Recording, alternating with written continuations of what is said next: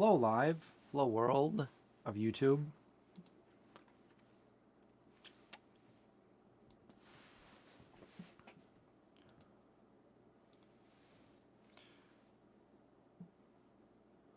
It always takes a second to bring this up here.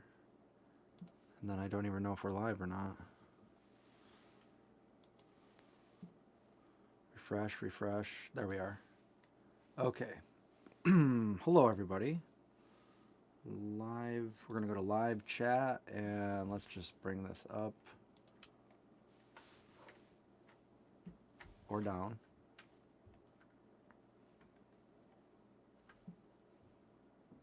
Mute. All right, that's me. Can we reposition? What's up? What's up, Linda? I'm trying to make this bigger and it's not getting bigger. Weird. Anyway, I'm doing a live today on a Sunday because I'm not going to be able to do a live tomorrow, which we normally do over at Craig's house. This is weird. It's not, I can't seem to blow this up in a good way. Make it bigger. Okay, live chat. Come on, why is this not? It works every other time. It's not working right now.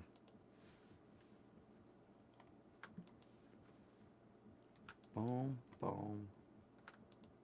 Anyway, how's everybody doing? It's very cold here. Last night it was 7 degrees. I think it's like 12 right now.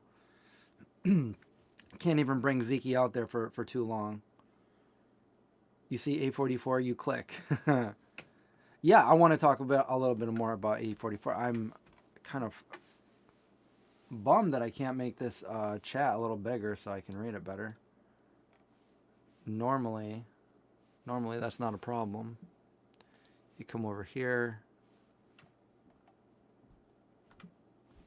Maybe I need to close it out altogether. I don't know. Let's try it. I'll go over here.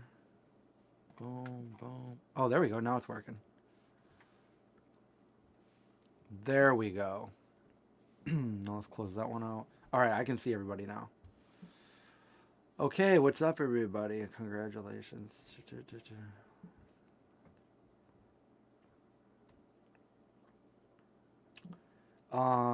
Decayed Spawn. Yeah, I know you tried out, and I liked your part. I wanted you to be part of it, and then maybe in another one, right?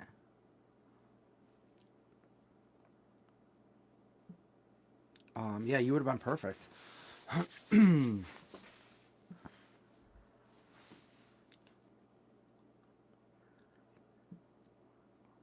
Okay, so I'm not doing a live stream tomorrow, so today I'm trying to do a little bit of a live stream before the holidays and stuff. Try to get more of these out here. But anyway, amazing. So all of you guys helped share the trailer when it came out of A44. If you guys are new here, A44 is the movie that I just completed the post-production of, so it's all good. It's all good to go now, but we've been working on it for many years, and it's consumed my life, so that's all I've been working on for the past few years, and it's finally finished. I'm still tweaking, since the last time I talked to you guys. Even though it's done, I keep going back and doing little tiny tweaks just to make it even better than it was before. I'm getting a lot of really good feedback, and the trailer that I put up on the YouTube channel, and I just recently put it up on Instagram yesterday. So if you haven't seen the trailer, go check out the trailer. It's only 2.5 minutes long, and then come back to the chat. Maybe Linda could link the trailer in here if anybody hasn't seen it. Anyway, it got over 31,000 views in the first few days. Right now it's at a little over 31,000. So yeah, thank you guys so much for sharing that. Just share. That's all I've been doing is sharing the trailer everywhere. and I'm trying a new thing where I'm just putting like another, just like some information, like a little fact, and putting it up on my Instagram account. I'm gonna do one every single day, because there's so many I could do. I could just keep going forever. So I'll put like another little tidbit of information about the movie to get people like to know more about it, to know more about the places we film, kind of what it's about, and the people that were involved in the making of this film. So I'm super excited for that. Thank you, Linda. We'll pin that to the top here. Pin message. So that is the trailer. If nobody's seen it yet, go check it out. We've got Jane Velez Mitchell in it. We've got Dr. Gregor in it. Noeg Craig's in there somewhere. We got Hench Herbivore. Yeah, we had a good time doing this. So anyway, it's also really cold here in my office, so that's why I'm wearing a hoodie, a hat, and a coat. It's very cold down here, and we'll do this for a little bit. So I'm just here to like talk more about A44. There's really so much I'm working on these like little tidbits here. I'm getting all the screenshots and stuff. We're talking about what we're going to do with it, where people can watch it. That's the other thing that I haven't told you guys since the last one. I met up with my buddy Jeff. I've known Jeff for like 30 years now, and he used to work at a local movie theater here in Syracuse called the Palace Theater, and he got us in there. We did a video with him, our French toast video, the vegan zombie, and he's actually in that video. And we did like kind of a series. We did one at his house before that. His house looked nice and creepy, so we did a black bean burger recipe at his house, and we have some scenes from that actual video. It's in our cookbook, Cook and Survive, the cookbook that we did back in 2014. And we did like that was like a big production for me. So if I were, like when I went to direct this movie, the first feature movie I've ever directed and, been a part of like making this movie, being in charge, I just thought back to, the day that I did that French toast video, because that was probably the biggest production, one of the biggest productions that I've ever done. Even though it was just a vegan zombie video, cooking video, it was like 15, 16 hour shoot all day long. And we had like 30 people involved. We had like 2 or 3 people doing makeup. And we did it at the Palace Movie Theater, which is an old theater here in Syracuse, and it looked creepy. It's got, we started in the back parking lot. We made our way through the concession stands and everything, through the theater. We had people playing zombies, and we had a lot of extras there that we just basically made a Facebook post or a Craigslist post that we were looking for extras in the area, and people showed up. We turned them into zombies, and we had a really good time. Go check out that video if you guys haven't, maybe later after this, whatever, the French toast, vegan French toast video that we did. And then at the very top layer was, we kind of like had to get through all the zombies to get to the end, which was a nice kitchen in the upstairs room of this theater. And we made French toast. So that was like, I had to keep everything together. I'm like, what am I doing? Like, don't say that to anybody. Just pretend you know what you're doing and do the best you can. It came out really good. I did all the visual effects for it, and we did that like 12, 13 years ago that video was made.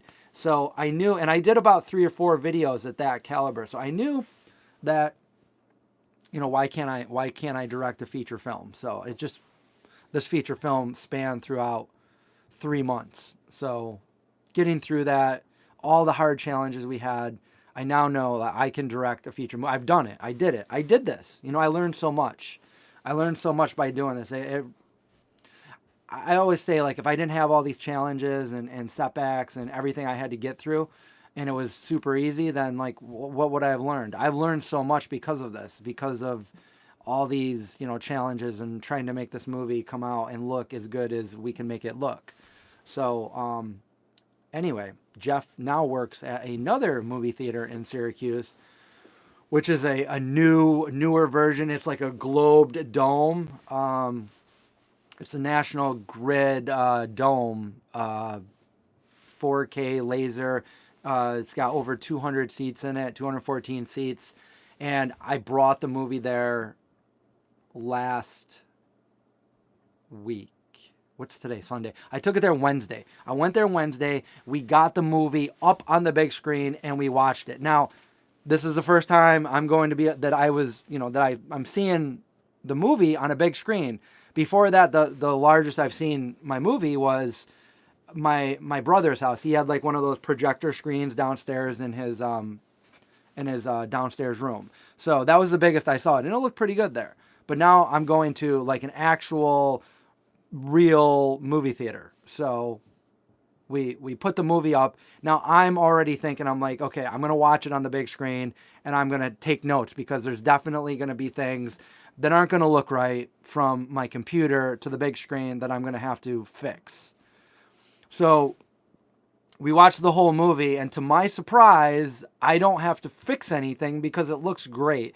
It's a little bit darker, but in a good way, like in a horror movie way, and I like it. And like, I'm not even gonna say the next part, but anyway, it looked really, really good. It sounded great. Rob did an amazing job with the sound, as I keep saying, but it looked and sounded really awesome, and I was super happy about that. We watched the entire movie. My friend is a huge horror buff, and he knows horror movies. He knows everything about movies, so he was giving me advice. He was actually quite pleasantly surprised with it. He really liked it. He told me a couple things that I could do to make it even better. But there is a jump scare in it that I just feel like it doesn't really work or what. I don't know. I don't jump because I know it, but I got him. Like, and this guy's like a huge horror movie buff, and like he jumped. He's like, "Oh, you got me," and I was like, "Wow, I got you." That was played by one of our mutual really good friends, my good friend who was in that scene. But I'm not going to give it away. I'll let you guys see if some of you might, some of you might not. But anyway, super excited to be able to see it on the big screen, knowing that it's ready to go. It looks great. And yeah. So now I'm going to try to work something out where and this is just, I'm brainstorming. I don't have anything worked out yet, so like this is just what I want to do. Okay, so I have a certain amount of people, which I don't know the number. I got to go back and look at all these things, but I have a certain amount of people from the Kickstarter that pledged to be able to go to a premiere, to see the movie in a premiere like setting. And I want to open the theater. I want to be able to rent this theater out sometime early next year and be able to have the Kickstarter people come and see it. Now, I don't think they're all going to fill up the theater. So then after that, well, we're going to get cast and crew, friends and family. And if there's still seats open, open it up for the public to buy tickets for that. And I don't know, maybe we can do it for 2 nights, maybe 1 night, I don't know. But that's what we want to do here in Syracuse, New York. On the other side, and this none of this is in stone or anything, but I actually talked to Jane Velez Mitchell, who is also in the movie, and she seems to think that she might be able to get a theater out in LA for an LA premiere, which I don't know how big that would be or how many people it would be open to be able to go there or not, but that's what we want to do. She watched the movie last night. I let her see it. She wants to put the trailer up on Unchained TV, but she watched the movie, and my fingers were crossed, and late last night she text messaged me saying like it was so great, and she couldn't believe how good it was, and to me that was because I showed her the script before, and there was a lot of things she didn't like in the script, so I was like, it's a horror movie. But after she actually watched it, she loved it, and I'm like, oh my God, that makes me feel so good. Okay, yes. So, yeah, I'm feeling great right now about it, and I just want to get to the next step where we get it out to people. Among the Pines. Thank you so much, Michelle, for that super chat. I appreciate that little dancing avocado there. You just got back from Trader Joe's. How is it? Pretty, probably pretty busy right now on a Sunday. I would never do that on a Sunday.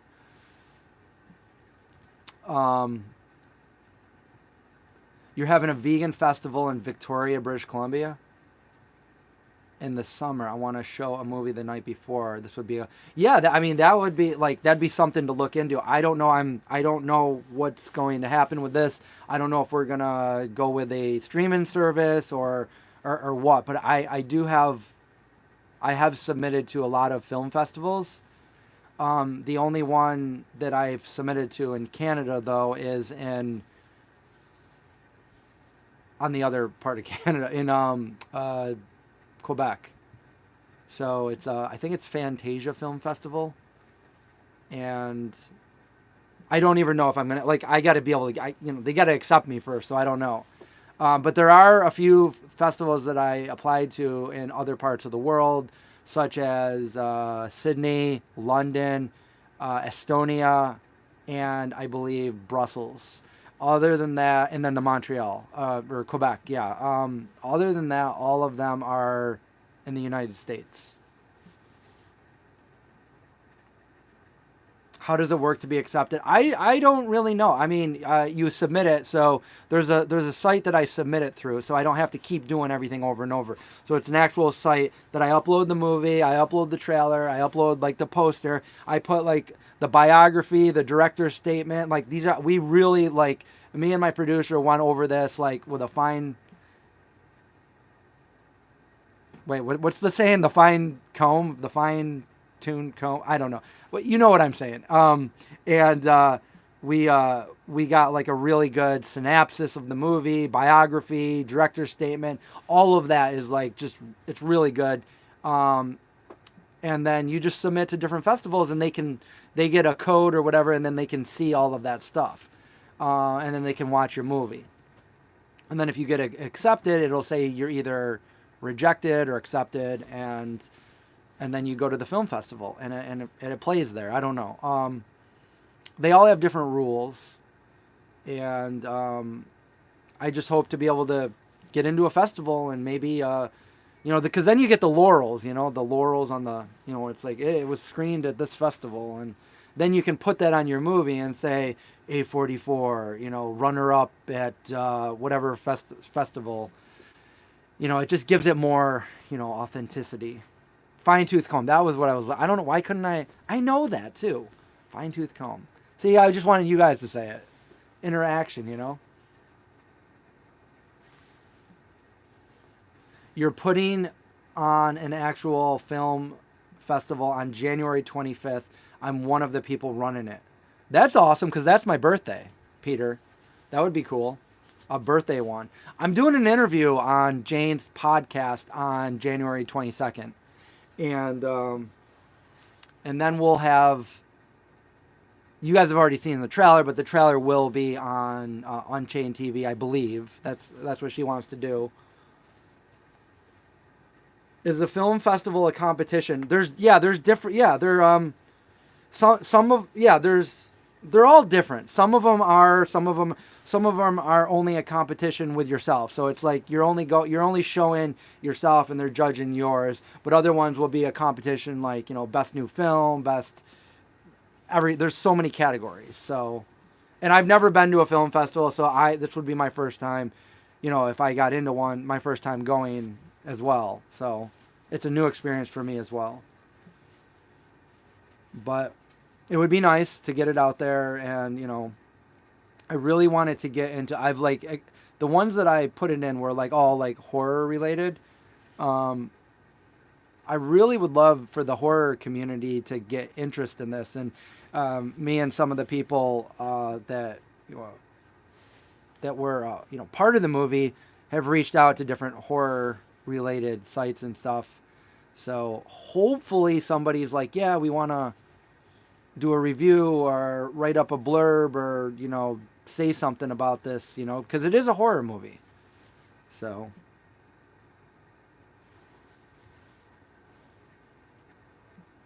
You're doing the International Vegan Film Festival in Victoria, British Columbia. But we're allowed to add some other movies. Well, that would be cool if you could, if we could get in there. Yeah. Do you mean you're doing that right there on the January 25th? Anyway, you should contact me and we can, because I would love to get into sooner than later because we've already waited for so long. And you know that I really wanted this movie to be shown this October Halloweenish, which technically it was done, but I feel like I've made it so much better since then that I'm actually a little bit glad that we didn't do that. Because I wanted to go, like, I always wanted it to come out around fall, Halloween, but it didn't work out like that. And I really don't want to wait another year till next fall.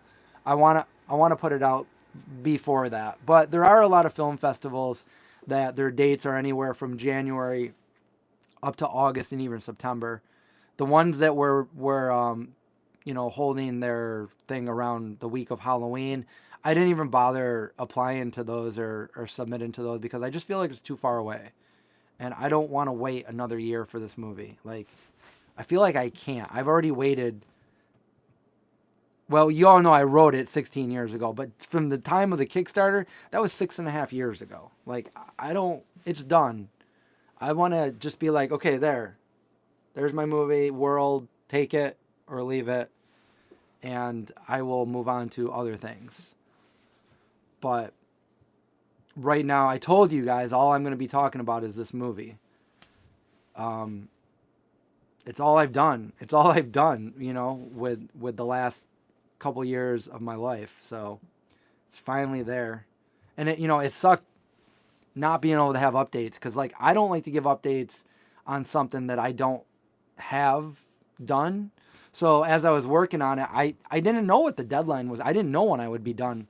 I just worked as good as and fast as I could to get it done. And, it's finally done. So sorry for the lack of updates over the years, but now that it's done, I've got all the updates in the world. Like, I want to share everything about it without giving anything away.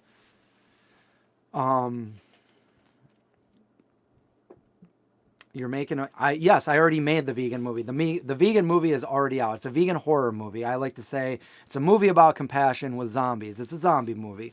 And it would, as far as I know, it is the first vegan movie, a feature for people that don't know. A feature is a movie that's generally over an hour long. It's not a short. So, or like 40 minutes, over 40 to 50 minutes long. So this movie is actually an hour and 50 minutes long. And it's not a documentary. So it's the first feature movie that's not a documentary that is a pro-vegan movie. There's other movies out there that, say vegan, that make fun of vegan, that poke fun of vegan. But there's no pro-vegan. This is a pro-vegan movie that's not a documentary. So it's the first of its kind. I'm surprised nobody's done it. And yeah. And it's a horror movie. So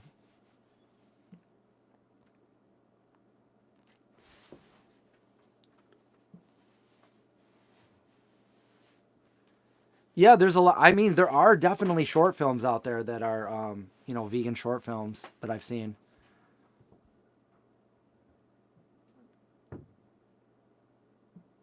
A long time ago, we didn't know. So some people might think we had a lot of money, but for movie making terms, this was very low budget. Very, very, very low budget. And we weren't sure if we were going to be able to make a feature film at that point. So we were in talks with making like a short or even like a 20-minute short film or even like a proof of concept. So possibly we could have done that and then hope that somebody would see it and say, okay, we're going to give you a real budget to make the full movie. But then we were like, no, we're going to do what we originally set out to do. And that was make the feature movie. and I'm quite happy with how it came out. So there was times when I was like, oh my God, this is not gonna work. I'll do everything I can, but this is gonna be bad. And I'm glad I don't feel that way anymore.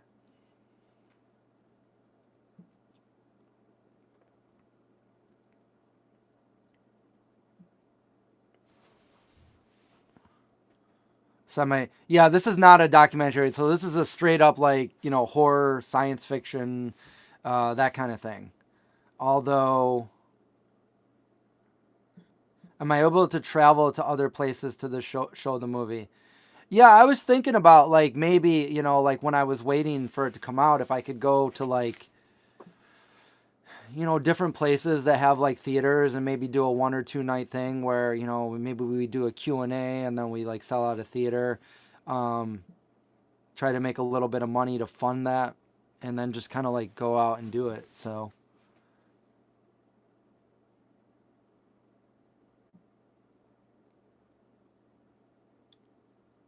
Cat Roberts is on cat sitting duties. Nice. That'll be fun.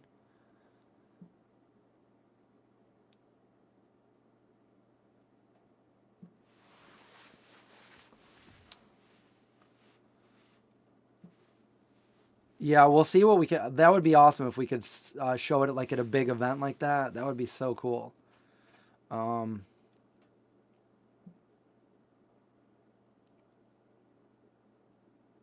yeah, I don't know when we can watch the movie because that's what we're trying to do here.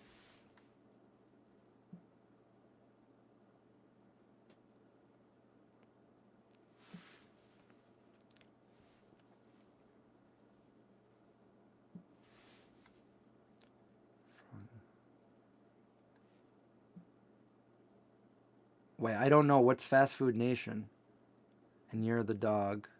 I know Okya. I mean, you could make an argument for that. They never say vegan or anything. It's just yes. AJ, thank you so much for that super chat. I appreciate that.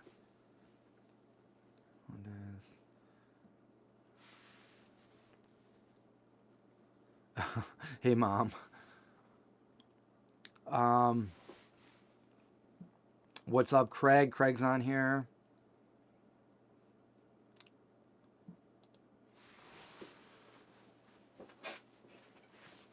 So, yeah, it all depends on like what happens. Like if we get picked up by a streaming service, then there's like rules. They probably wouldn't want it to show anywhere without being shown through there. So it all has to do with what we end up doing to get this movie out. A streaming service probably would be the best bet, but this is the only part of movie making that I don't have experience with. I've done everything else. Literally, I've done everything else, but I haven't done this.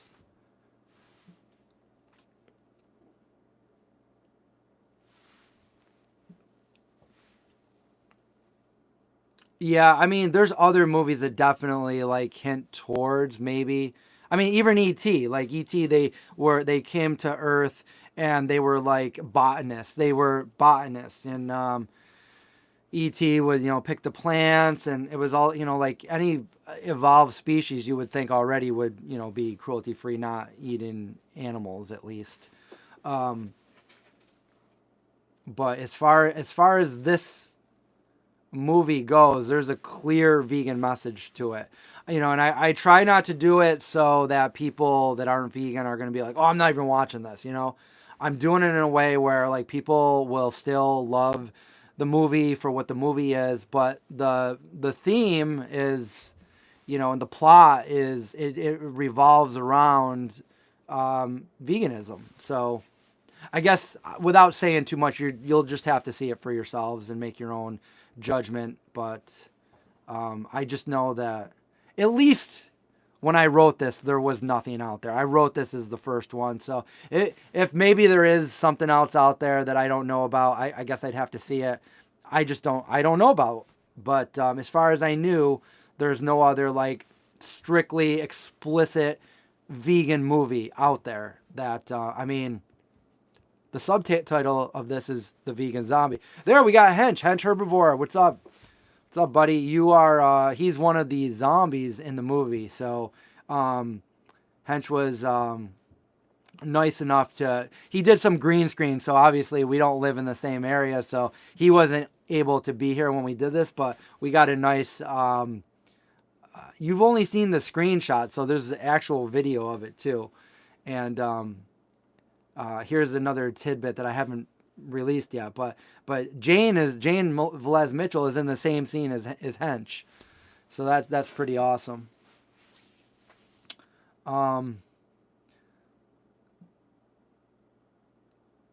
The tagline for the poster, you know, I'm not really, I'm still thinking about there's a couple, there's a line in there that says, "So don't eat animals, fools," and then he bites into an apple. So if I put that with like a bit apple, that might be cool, you know. And I think it was Mike that was saying that would be a cool like t-shirt, whatever. But the other one is, it's, you know, a movie about compassion with zombies. So it's one or the other.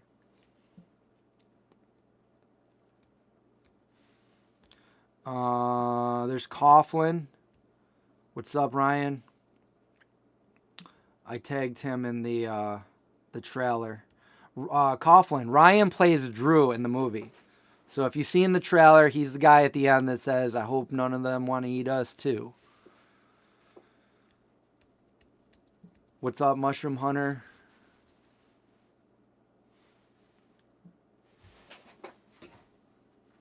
Tommy. We got a bunch of people in here from the movie. Tommy is in the movie. Tommy actually has a line in the movie. Not a very long line, but at least you hear Tommy talk.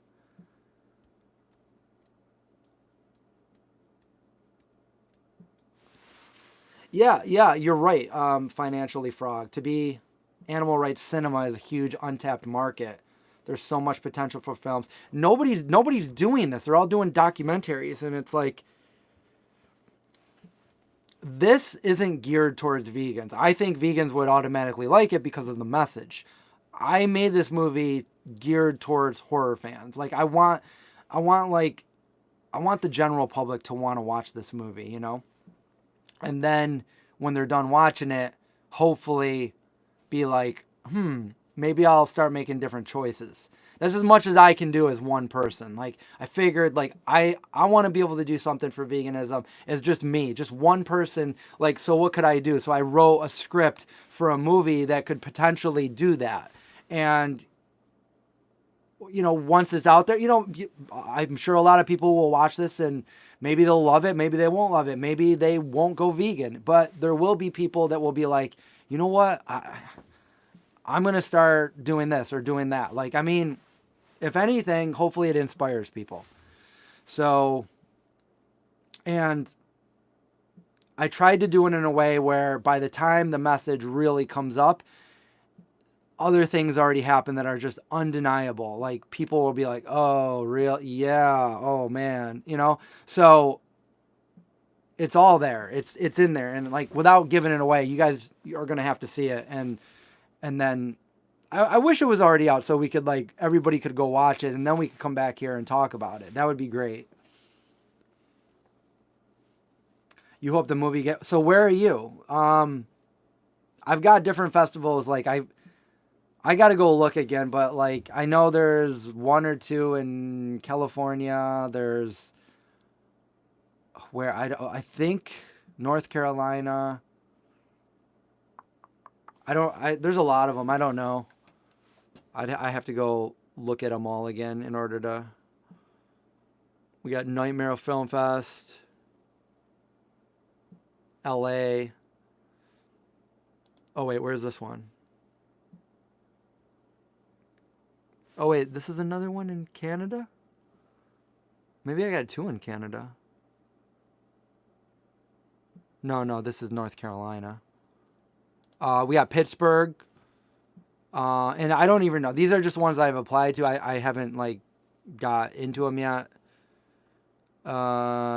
This one is Indianapolis.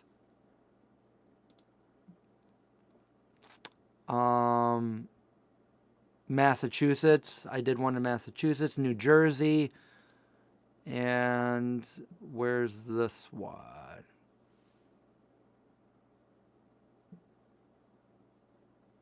Oh, that's probably the Estonia. And then we have London, Sydney, another California, and then Belgium, Montreal, and I didn't get into that one. So yeah, so there's quite a few. Don't trust the science. Oh, yeah.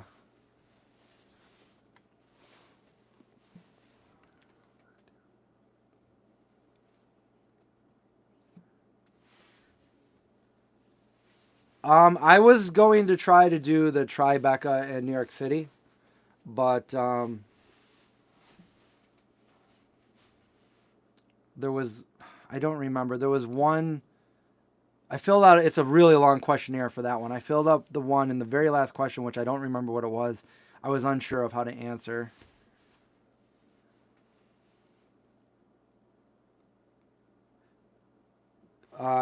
Cucaloris in North Carolina. No, I think let me see, the North Carolina one. Where is it? Durham, North Carolina? Nevermore?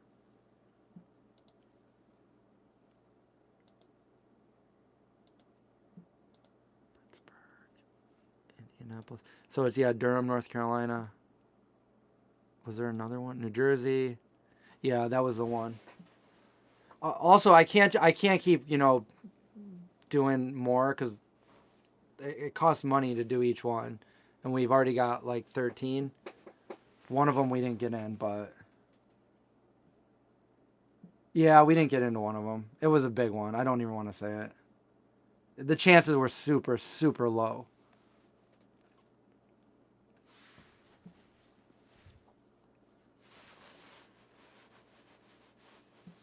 No, I did not say that it's actually getting released in cinemas. That would be amazing, but so I don't know. Like it could be, but I don't know. I would say probably. I hope so, but probably not. It would be nice if it got into theaters maybe for just like a weekend. That would be cool. Like select theaters. No, I'm not going to try every state. I don't have the finances to do that. And a lot of them like overlap other ones, so I would love to go to certain ones, but I don't know if I can make it to the international ones to travel to. I don't even have a valid passport anymore. Actually, I have my passport right here, but I think it expired. I got this passport when when we did the Kickstarter for the cookbook because we did our tour in Germany. So I went and I got an expedited passport, and that was over 10 years ago. So, as Screen Gems, I've never even heard of it. Are you near there?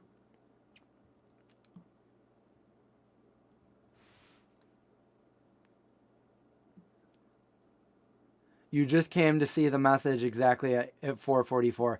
Yeah, I see 444 all the time now too. It's crazy because it looks like A44. Yeah, Christspiracy got 2 days, but they got accepted to Netflix. But then Netflix said we want to cut like 7 minutes, and they're like no. So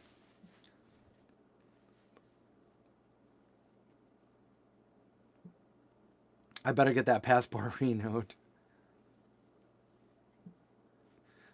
Screen Gems makes a ton of feature movies. It's the East Coast Hollywood. Oh no, I haven't heard of it. Matt, maybe I'll talk to you about that after on Discord.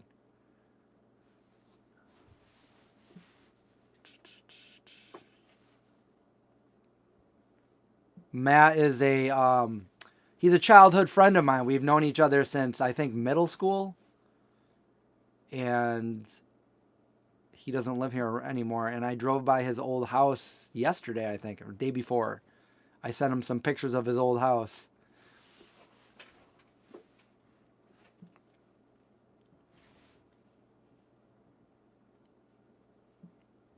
Oh, my mom has to go to see the grandchildren. Good night, Mom. So, um, yeah, I mean, so there's a lot of things that I have to wait for to see what happens before I have any more like really big updates or anything like that. If it gets in a film festival, then the hope is when it gets in a film festival, if it does, that somebody there might, like a distributor or somebody that can get this movie out, might see this and see the potential and be like, okay, we wanna show it here. We wanna pick your movie up or do something. That's the goal right now. And again, there's nothing like this out there right now. So you would think people would be interested in getting something like this. I mean, I feel like it's kind of like my cookbook. Like nobody really that didn't already follow me on the Vegan Zombie was looking for my cookbook. Nobody wanted my cookbook. But when they saw it, like John and I have been to places where we were set up with the cookbook and people that didn't know who the heck we were or what our cookbook was, they picked it up, they smiled, and they either bought it for themselves or they bought it for somebody they knew or a family member. Like it was like they didn't look for it, but once they saw it, they wanted it. I feel like that's how it's going to be with the movie too.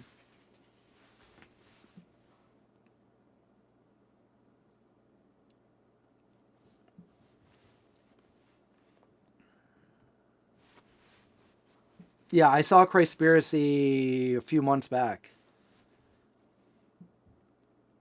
I think it was on YouTube for a day.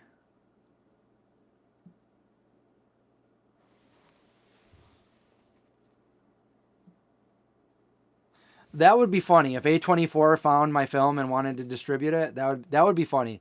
A44 by A24 and the sequel A45. I'm kidding. That's not the sequel.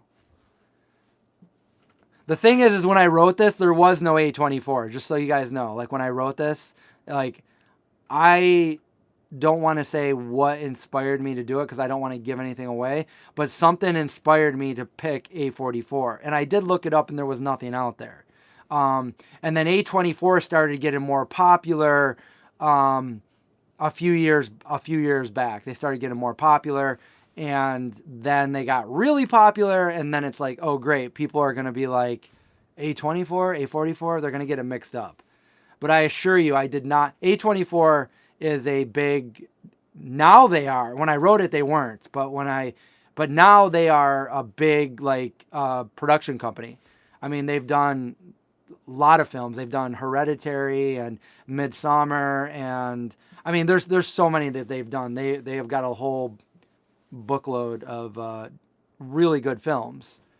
So I don't know. Like I don't know if this will help me or hurt me because when somebody sees A44, they might in their mind just like think A24. Oh, I'm gonna go see this. Thinking A24, which is a big production. They've got millions of dollars they're working with, and then they go to see mine and like, I will say I think my movie's good, but if you have in your mind that you're going to see like a Hollywood budget movie and then you go see a low budget movie, you might be like, what did I just watch? The story's still good. I still stand behind it. But it could make people's expectations super high and then they go to see it and say, well, like, what the hell is this? On the other hand, if it could get more people out to go to watch it, just because they think, oh, A24. So I don't know if it's going to hurt me or help me. Yes, the title, you will understand the title when you watch the movie. Warming up my fingers.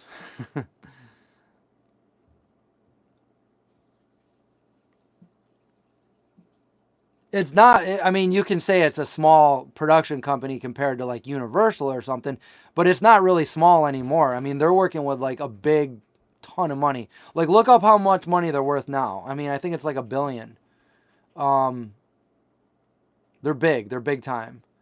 They weren't. They were just a little small company that was, production company for movies, and some of their first movies were like really really low budget. But now it's them and like Blumhouse. Do I have a favorite part of the movie? Yes, I do. I have a favorite part.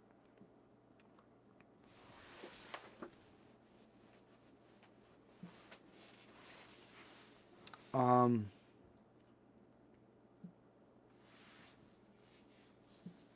they picked up The Brutalist from a film festival and now distributing it.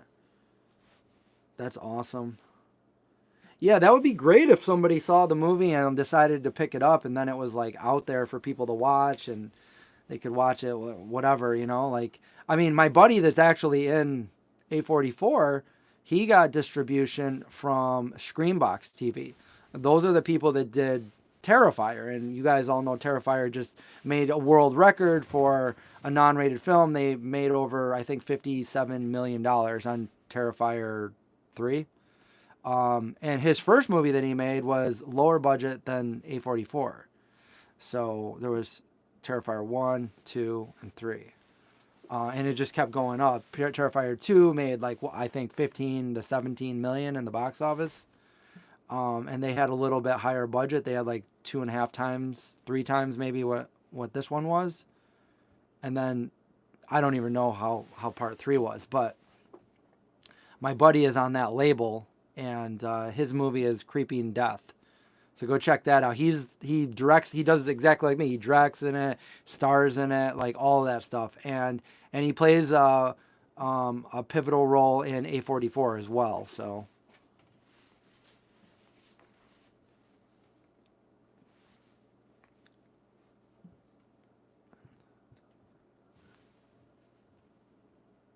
the vegan message is, any vegan will notice it from the very beginning of the movie.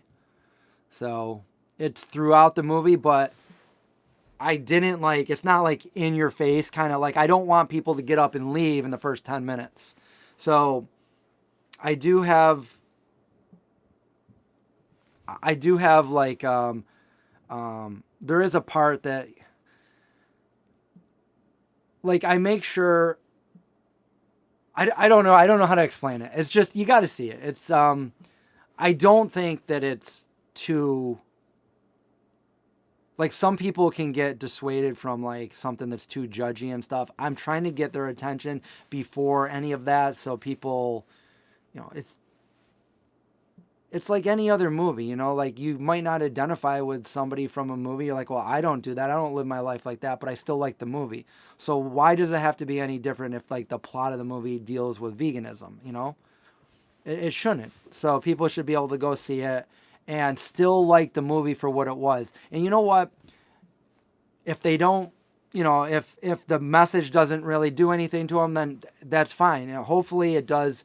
I can't like expect it, to do that for everybody. But if this gets out to enough people, then I'm sure people will be inspired by it. And that's all I can really do. Like, I can't force people to have their own beliefs. They got to do it on their own. So if I can make a movie with like a message in there that's also entertaining, that people like and people remember, then at least I'm doing something. So that's the way I think of it. And I made a freaking movie for this. I mean, I could have made like any movie, but this was the movie I chose to do. I've always wanted to make movies, ever since I was a little kid, long before I was vegan. There's a lot of film festivals, so there is no like when is the film festival. They're all throughout next year. Uh,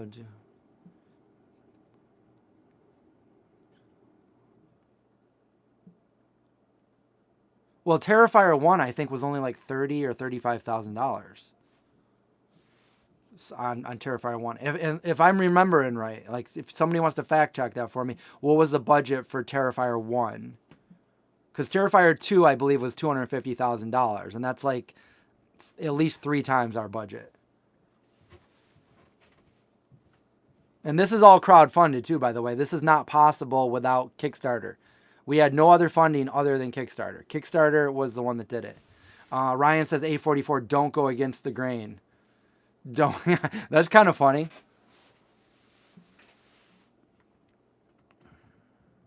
Does Creeping Death have a vegan message? No. Creeping Death is a straight up Halloween movie. My friend Matt that did it, he's not a vegan.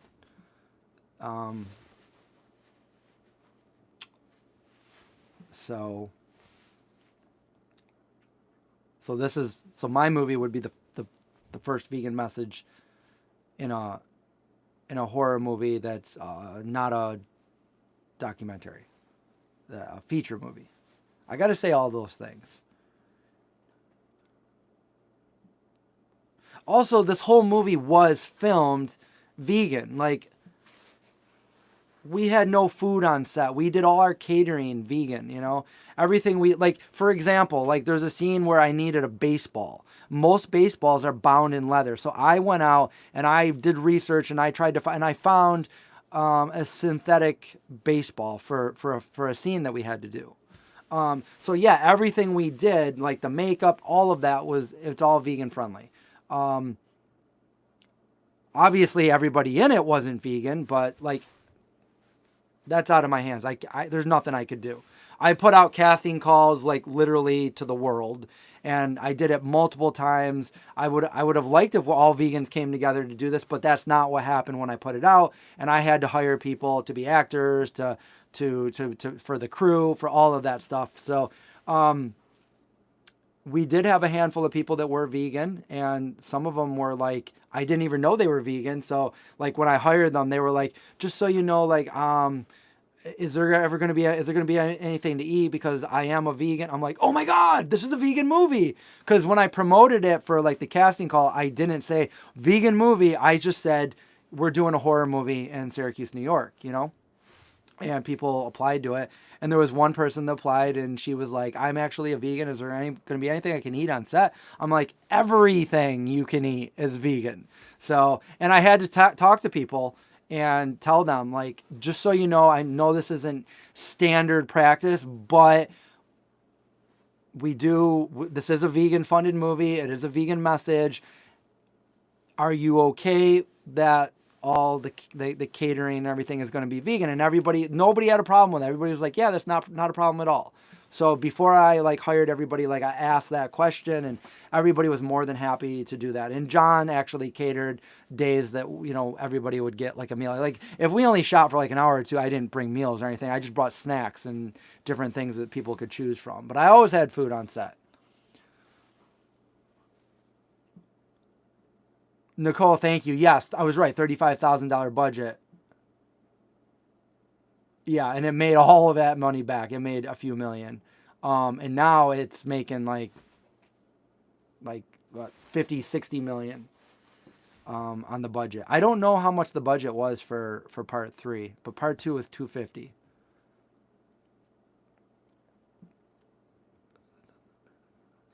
A44, sometimes it doesn't pay to go against the grain.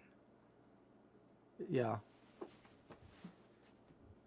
Don't eat fools. Don't eat animals, fools. Don't eat fools. Don't eat fools either.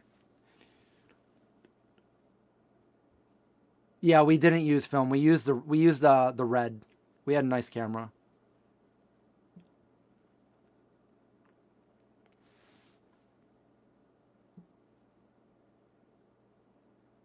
I know we need a Cook and Survive. I almost brought it down here. It's upstairs right now.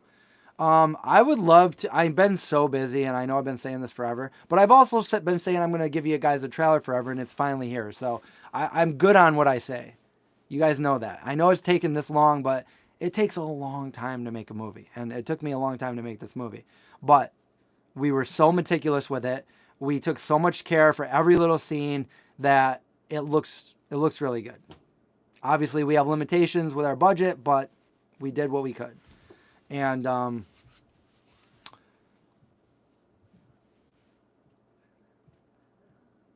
yeah, I would love to redo the cookbook and republish it, and it would be amazing if like it could like coincide with the release of the movie, so people could go and grab like an updated Vegan Zombie Cook and Survive, because you can still get the ebook, but the actual print it's out of print. It's been out of print for years. You wish you would have found my channel sooner. I wish you would have too. But hey, Among the Pines sent me a package in the mail because she knew what my favorite band was and is. And look at this. I got the brand new, I don't know if anybody knows, but this is The Cure. The Cure, my favorite band. So thank you again for that. AJ, thank you again for that. Another super chat. I appreciate that so much. I hope you're keeping warm down there because it's probably the same temperature it is here. I'm in my house in the basement, but my toes and my fingers are freezing. It's pretty cold down here. Terrifier budget was 35. Yep.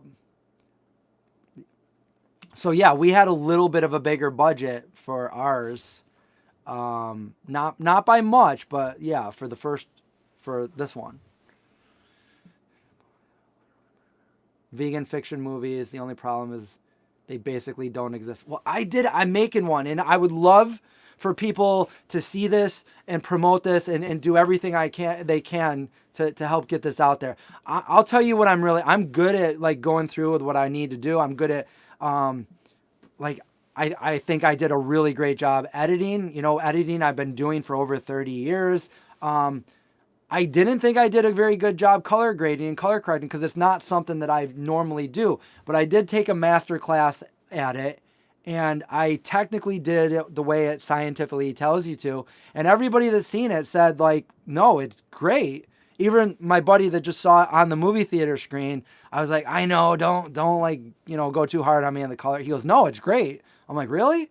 So maybe I was being too hard on myself, and the color really is good. So. What was I gonna say? I had a point here. Let me go back and see what I was reading. Oh, yeah. So with everything that we put into this, making this as good as we can, and Financially Frog saying what you just said there is the only problem is these don't exist. Like, I'm putting something out there that does exist where something doesn't exist, and I would love for people to get the word out there, and then possibly like this does well and we can do a sequel or a series or something like that. And where I was getting at with that was the one thing that I'm not good at, if you guys have noticed over the years, I'm not good at asking for things. I'm not good at asking for help or asking like, hey, will you guys, like, I hate being like, I've always hated like that.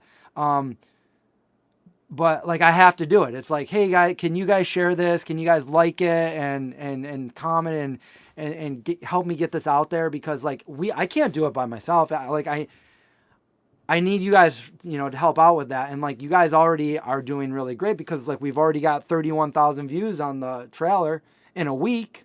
And I don't know the last time I had a video that did that well. So overall, there's a lot of really good, overwhelmingly positive comments on there that it makes me feel even better because I put everything into this. And there's a message to it. So, yes. And remember, we do want this to make money. We can't put it out there for free because there's back-end points here. Like, there's back-end points that I promised to producers and also the animal sanctuaries that I promised that if this movie made money, then they would get a certain percentage of that. So, but yes, we also want to make money, so possibly we can make another one. So other than that, if that wasn't the case, I would just throw it up there on YouTube, but I obviously don't want to do that because I don't want people to think this is a glorified YouTube video. It's not. I want it to be right up there where it belongs, the movies. And if we can get it in the theaters, that would be amazing. But a streaming service, DVDs, Blu-rays, posters, t-shirts, all of the stuff. You're cranking up the heat there. That's, yeah, I should be doing that here, but there is none right down here. So, let's see what. Yeah, it's so cold. Yeah, I don't have I don't do the space heaters here. I just I dress warm, so I'm kind of warm except for my fingers and my toes, but my shoes are they're the same shoes I was wearing in the movie, and they are very thin. They're like little canvas. But I do have boots. I've got vegan steel toe boots.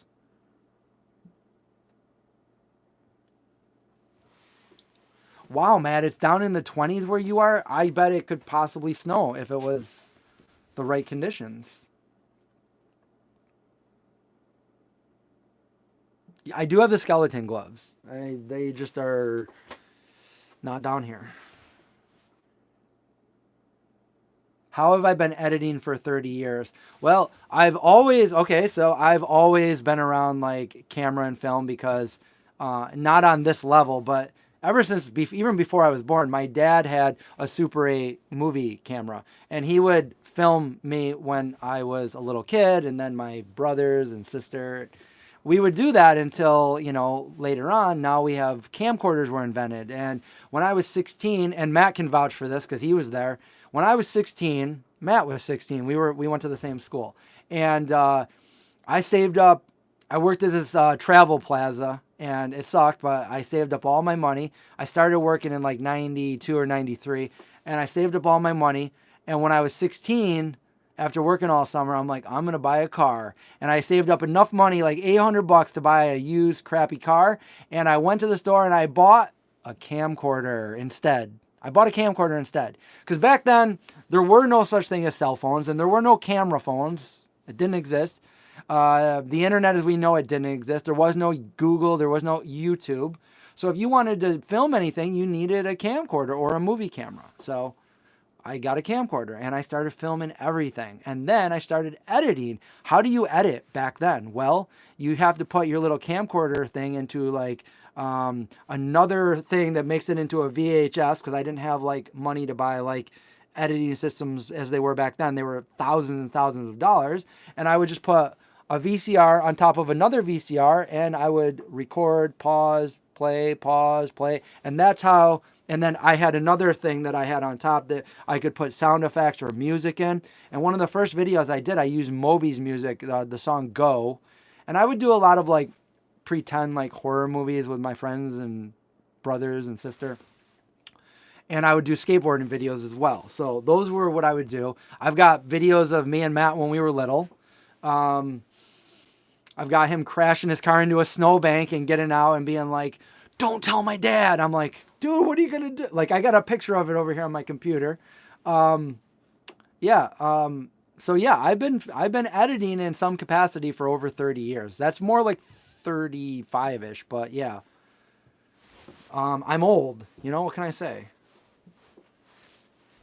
And I've always had a knack for editing and putting the right music to things. So of course, I would start a YouTube channel when YouTube came out. Actually, my dad said, "Hey, there's this new website. You might want to start putting your videos on." And I'm like, "Yeah, right." And I looked at it. I'm like, "Oh, yeah, maybe I'll do that." So I actually did it. And here I am now, years later, with a full feature movie.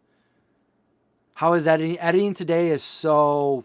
I mean, it's the same kind of techniques that you want to do, but like the fact that I can have my home editing suite right here on my computer, and I've like learned everything inside and out of like Adobe Premiere and After Effects. So I've done my own editing, and then I did my own color grading, and then I did my own visual effects. So there's a difference between people that you might not know the difference between special effects and visual effects. Special effects are something that you want to do within like real time. Like, I want to put like fake blood on somebody and make it look like, you just got bit. That's special effects. If I want to put like digitized zombie eyes over somebody, that's visual effects. So you go in and you got to do that. That's very time consuming and very, there's a big learning curve, but I've been doing it for a long time.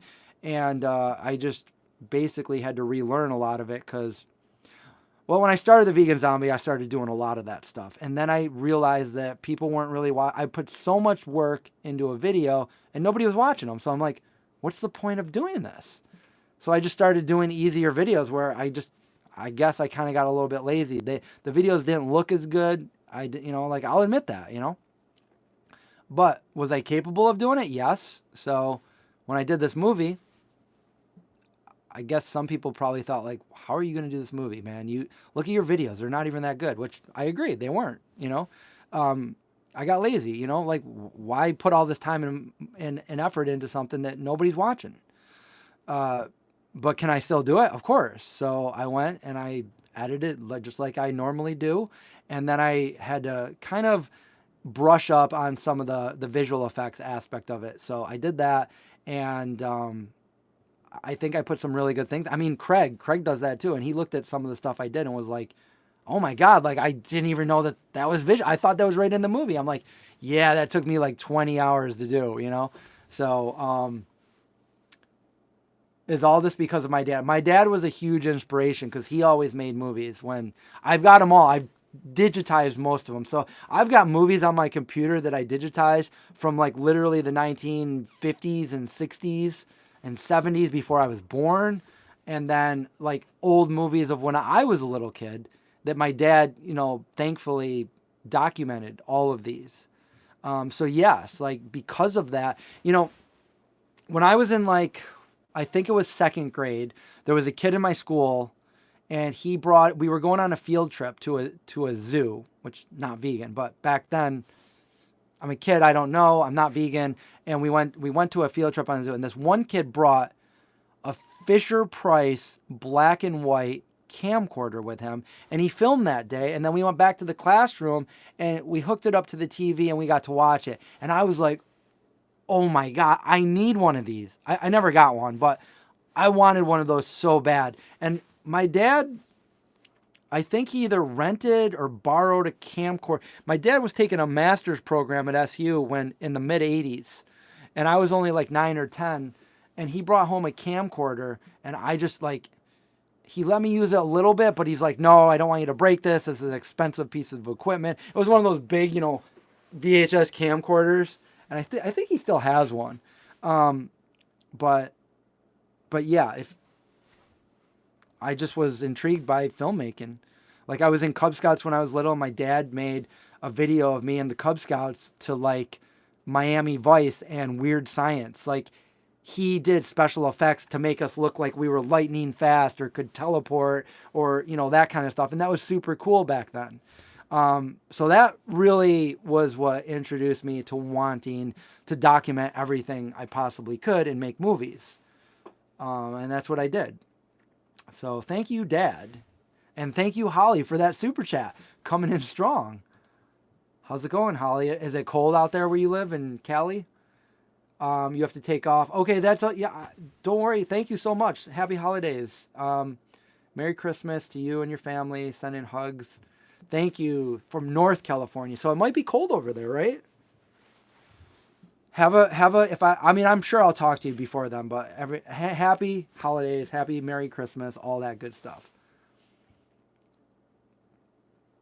Yes, so this movie is from the heart. You can see with what we lack in like big budget, we make up for with heart, like this is also an ode to my dog who is no longer with us.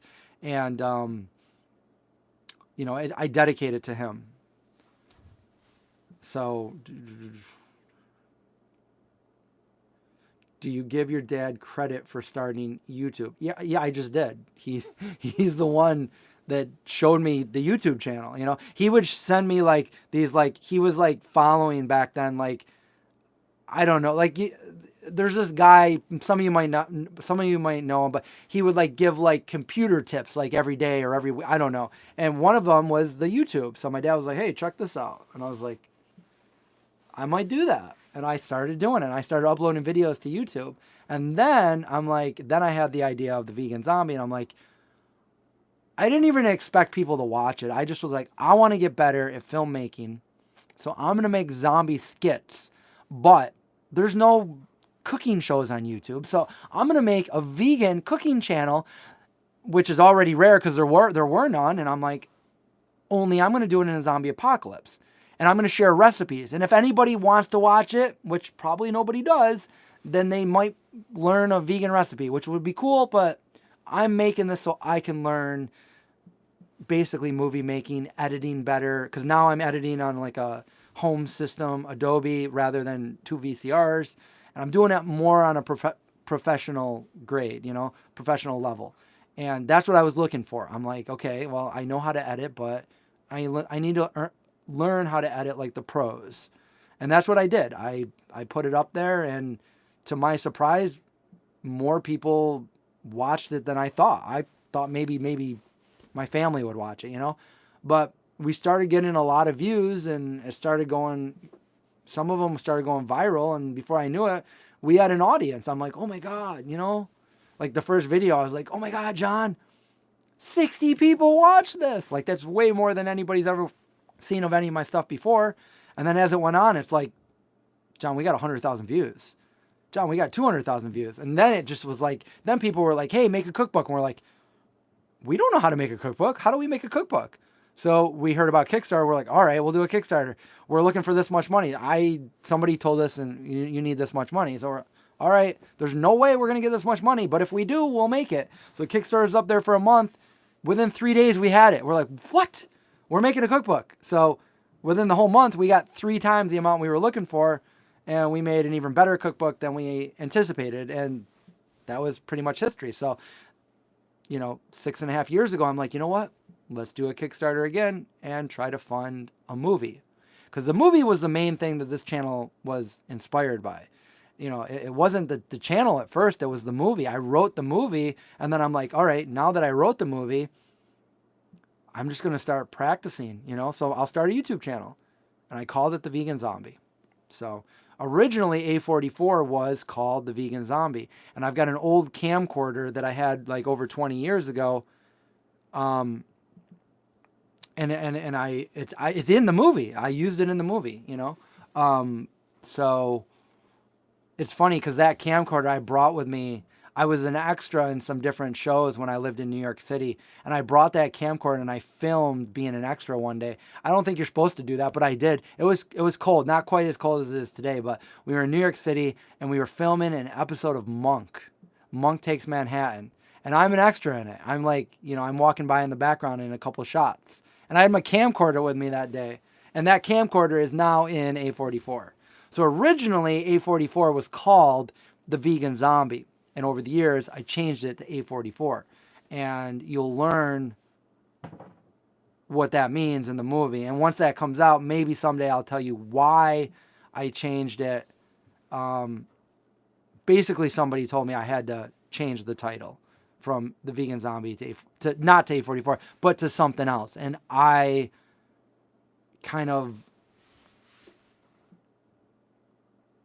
thought about it for a very long time, and I came up with my thought process goes everywhere. And it did that, and I came up eventually with A44, and it inspired more of the movie.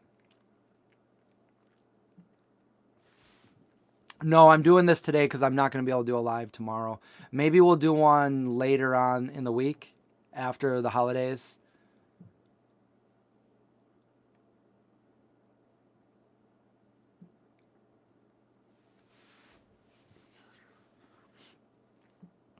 Yeah, there was a lot of things that, it wasn't just the pandemic, but that put it on hold for at least 2 years. And then other things didn't work out. I was working with one group of people, and then that fizzled out. And then I had another group, and then that fizzled out. And then I had another group, and then that fizzled out. And then I talked to Ryan Coughlin here, who stars in the movie. And then we figured something out, and then we just went with it. And we filmed it in 2022, the late summer and fall of 2022, over 3 months. No, we're not doing one tomorrow.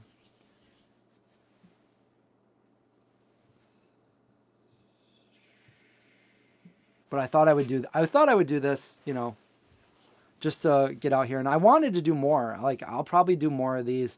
But yeah, go and follow me on the Instagram, A44 or The Vegan Zombie. I've been posting. I'm going to post every day a new little fun fact about the movie, where I show a little slide, picture, whatever. And I've got probably thousands of photos. I was going to say hundreds, but there's probably thousands here of photos and behind the scenes and different things that I could share with people without giving it away, but just sharing like little behind the scenes. And I've got videos. I put up a video on there. It was John's birthday the other day, so I put up a video of him behind the scenes. Because if you haven't seen it yet, John plays the character of like a a dirty like old cook from like a restaurant. Like he's all got grease on him and stuff. So I thought it was kind of funny. Yeah, I did not talk with PB&J, Tommy, but I would love to do an interview. They said they wanted to do it more when the movie's ready to come out, and I don't know when that's going to be right now. I've got a few other people, locals and stuff. I'll be talking again to Syracuse.com, which covered the Kickstarter, so that'll be cool. Local. So John played himself, yeah, pretty much. And Linda just linked the A44 Instagram there in case anybody wants to go follow me over there. I feel like we should have more followers over there. So tell people about it. Like more people go over there and it'll show more people that, people are excited about this.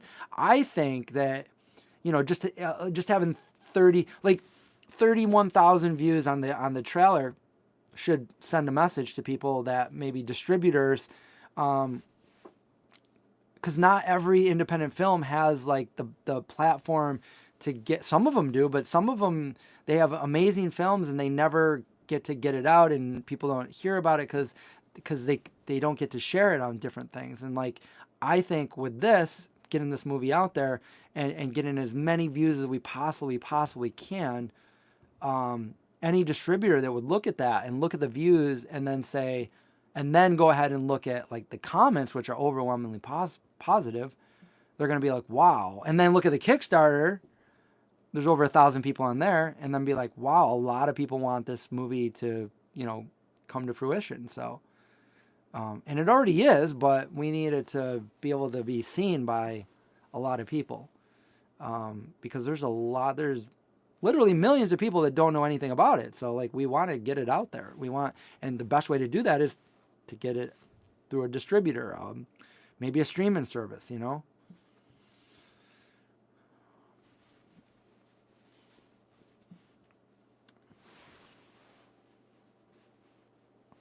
Yeah. So yeah, if you still are catching up on things and you haven't seen the trailer for A44, I think Linda linked it up top here. I got this pulled. Yep, it's linked up here on the top. Go check it out. It's only 2.5 minutes. See a little bit of what I've been working on with my producers and my sound guy over the last year. A lot of stuff. Among the Pines, thank you for that. That's your 20th super chat on a live stream. Congratulations and thank you so much. I appreciate that.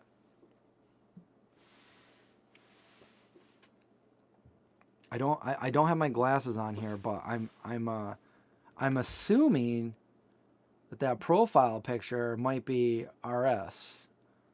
Am I right? Is that good old Robert?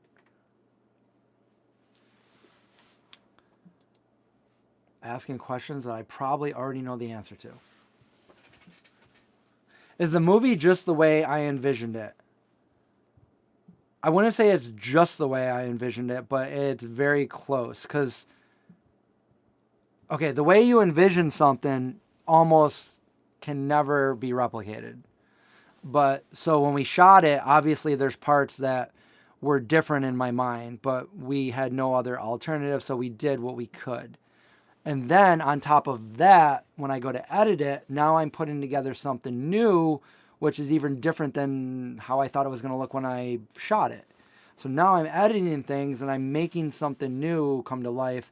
And it's not how I envisioned it exactly, but there's a lot of parts that are the way I envisioned it. And even though they're a little bit different, for me, the main parts on this that I'm hoping capture people's hearts and all that is very close to how I envisioned it. Obviously, it's not the same, but it's one of my favorite scenes of the movie, and I've gone back and watched it many, many, many, many times, not just because I love it, but because to see if I can do anything more to make it even better after seeing it so many times.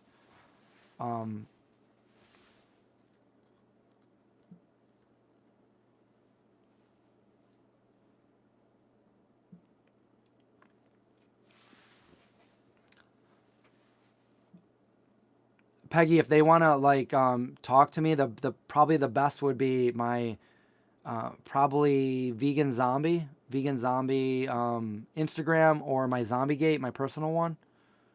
I'm on the Zombie Gate the most, but I will check the vegan zombie at least once a day. But that's probably the best because email gets all messed up sometimes, but yeah, I'm more than happy to do that. But yeah, I understand if they're busy and they don't want to do it until the movie has a release date, which we don't know the answer to that yet. The thing I'm asking for people, because like the people from Syracuse.com, at least, like we want to cover something right now before we know the release date, where we talk about like we're working on something, here's the trailer, the movie's finished.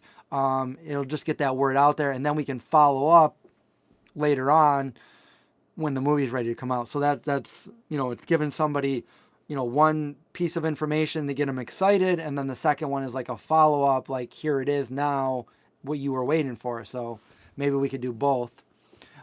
Hey Sarah, what's up? Thank you for that super chat. Just stopping by, busy with family stuff next week. Merry Christmas. Merry Christmas to you as well. Let me give that a heart and a like. Hope you're staying warm out there.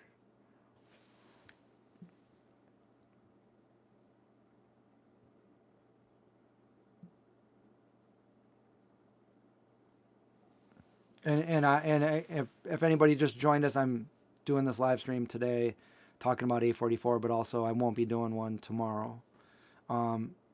We might try to do one later in the week after Christmas. But yeah, it'll probably be like, if we do that, it'll probably be a surprise like this.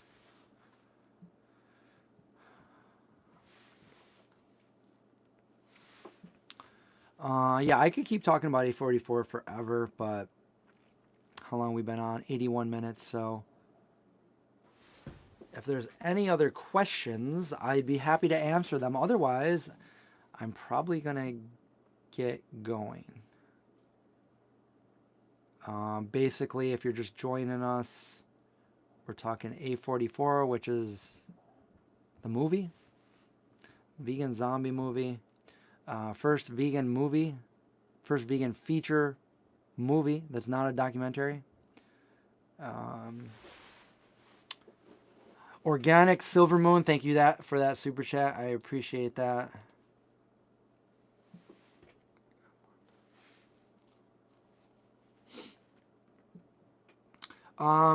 You would think I would have more time on my hands now that the movie's down, but I've been working on doing all the little things to promote it, to get it out there, to kind of go through and do what I said that I'm doing right now. 24 Chris for 20% off Bagel Bars. You could try it. I don't know if that's still a thing. It might be. But I don't think they're doing their 50% off on top of that. But you probably still could get that. So yeah, I am spending more time. Like I got to make these thumbnails and different things and come up with new like things, because I've committed to doing one of those every day now. So I want people. Hopefully that'll bring people to the page and want to know a little something more until that exciting day comes where I'm gonna be like, the movie comes out on this day, so yeah, and yeah, there's still behind the scenes things that I'm working on, and anytime that I have to go change something little, like I realized I forgot somebody's name in the credits. So I had to go back and redo that. And redoing that isn't just like, oh, just do that real quick. No, it's like a 5 or 6 hour process. I got to render out the entire credits again. I've got to make room for the scrolling credits. It's infinitively, it's just so time consuming, and it's not easy.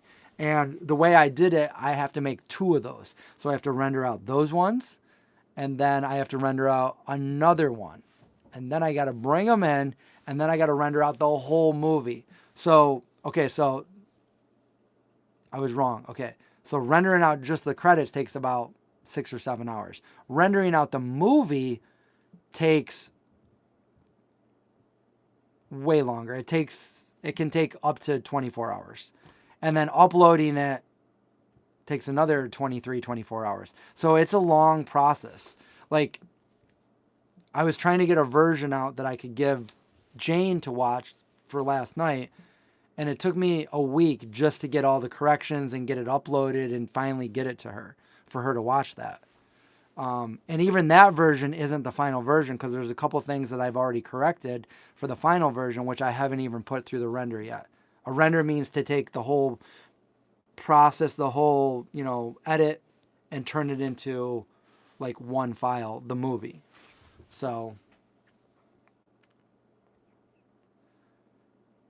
yes, that's the other thing. I want to get posters made. So far, I've got 3 posters. I haven't showed you guys the last one yet. The last one I'm excited about. I've showed you 2 so far. I've showed you the one with the big scary guy on the front with the lantern. And I've showed you the other one where it's, if you can't tell, it's me. It's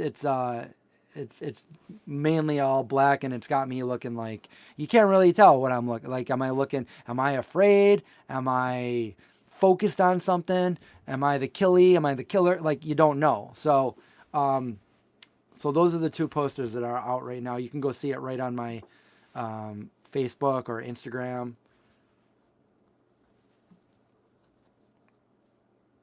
Do a wood burning. That's funny because I do have like an edited wood burning graphic over here for A44. I did that actually a couple years ago because I was looking for a burned in mark. You're trying to get the Vago spread. It's always sold out. I think I have 1 jar left. Yeah, so Peggy, when I get all these posters all ready and stuff, when I find somebody that can make posters and I can get these all turned into actual posters that people can buy, I absolutely want to have posters for people.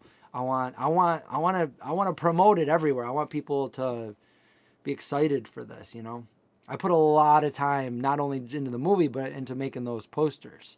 Each poster I've probably spent, I'm not even joking, probably 20 or 30 hours on each one, because multiple days I go back and work on it. And I'll stay here for 8 hours just working on the poster. I'm not even a poster guy, but I was able to do this all myself. That's what happens. That's what you have to do when you have such a low budget.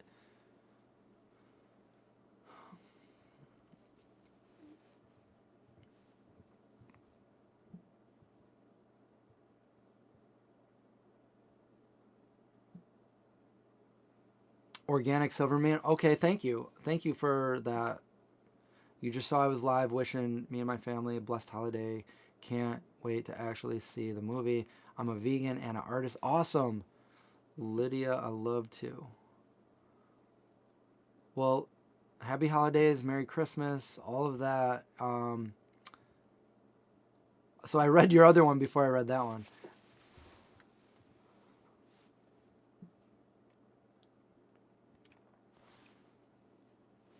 Yeah, I did the posters myself, but I had my first AD, Stacy, do the art for the Kickstarter, which shows basically it's me and Indy walking in the snow in the woods, vegan zombie. It says A44.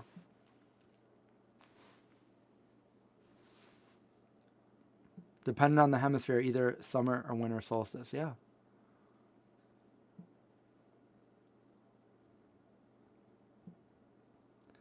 Oh, yeah, I do a lot of stretching, and I've been working out a lot lately since my arm's back to being better. Would you know it? I'm down 6 pounds. So, yeah.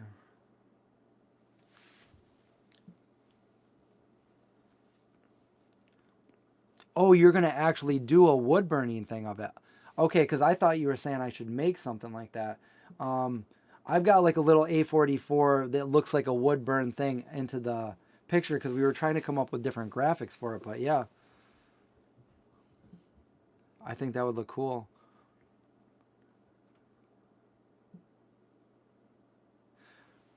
One of your CGI Pioneer friends had a fanboy making it. So I want to do that. Like, I don't know where to look or get, but like, I would love to do action figures of this as well if I could. Especially if I can't get any other action figures. I want one of Indy, you know? I think that would be pretty awesome.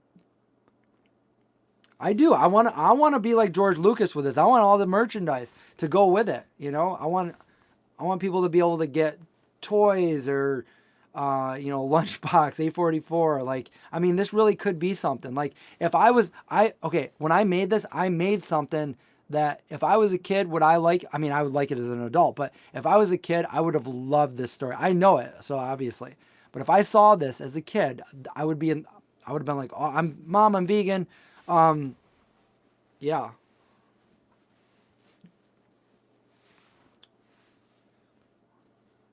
Stacy did the artwork, yes, on the Kickstarter T-shirt, the one of the snow. There's two of them. She did the painting for it.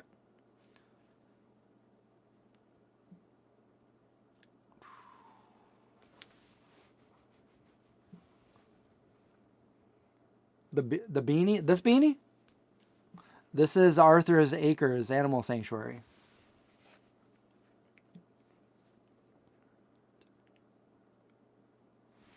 Yeah, that would be awesome. Organic Silver Moon. I had another artist do the ET shirt that I had, the Be Good to Animals. Um, I really like that one, but I think it's not very popular. I love it though. Used to see George Lucas around town all the time. He did great things for my hometown, also his hometown, though he's mostly living in Chicago now. He can live wherever he wants. Yeah, that's really cool.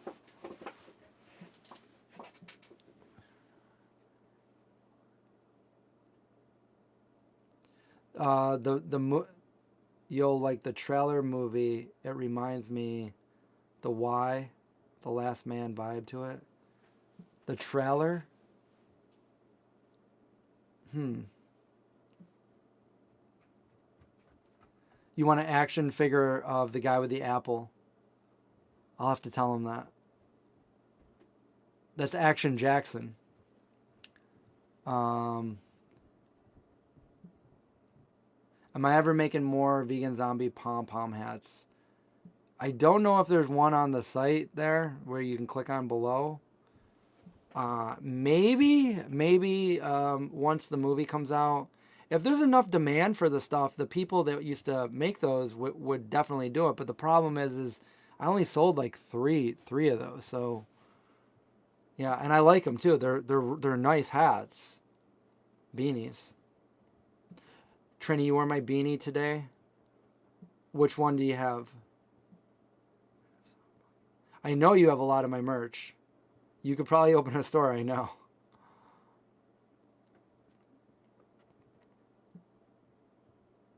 Yeah, the movie is dedicated to Indy. I would love to. You guys will see. Also, watch the movie to the very end. After the credits.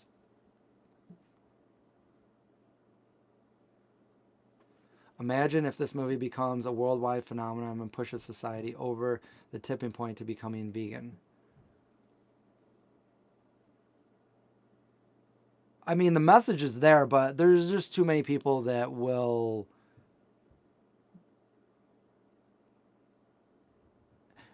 there's people that won't even want to watch it if they see the message, which is really unfortunate because I think it's still.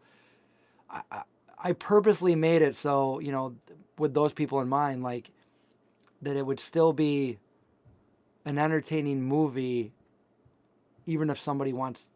No, even if people hate vegans, you know what I'm saying? I still made it like that, and if that's the point, if there's people that won't watch it still, then it's like, then that's just pure like ignorance and stubbornness because it's still a decent horror movie,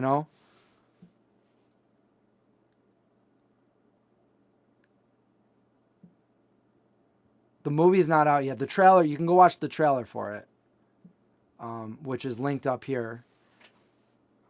The movie is done, but it's not out yet. It's not released. Yeah, he did have the perfect name, but that's his name, Action Jackson. So that's what his name is in the credits.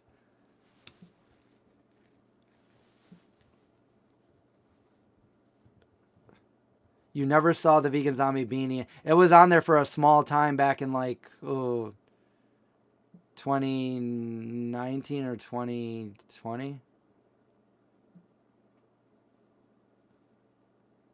I like it. I have one and I wear it. It's very comfortable, and I just like I'll push it to the side or in the back. I just see. Here's my thing. So I am the vegan zombie. I don't like wearing something that says the vegan zombie in public. So like I'm wearing this right now, but when I leave, I'm gonna take it off. I don't like going in public. I'll wear Zombie Crew. I'll wear the Ouija board one. I'll wear all the other ones, but I don't like to wear like my own. I did when I first made it, but then after a while, I was like, I don't want to do that.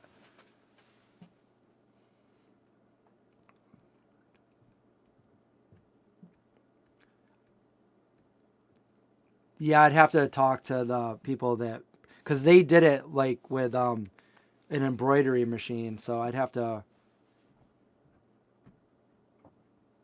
go in. I would like to make A44 ones. That would be cool. And the other thing, those pom pom hats, they were really the ones that I did get. They were really they were the best ones. And then all of a sudden, the blank ones to print on it were no longer available because it must have been people found out how good they were and they just bought them all out for winter time and stuff. And I couldn't get those, so the guy was like, well, we can get you this one. And I'm like, oh, but they're not as good as the other one. So that was another reason. But yeah, I'll still have vegan zombie stuff, but I really want to focus on A44. Well, hippie just made me hungry. Making vegan tofu wings with a maple sriracha sauce. Sounds awesome.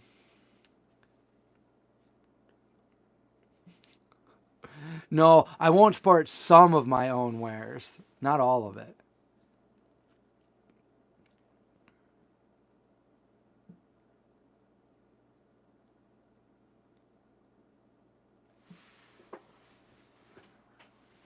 We're out here making movies. We did it. It's done. It's made.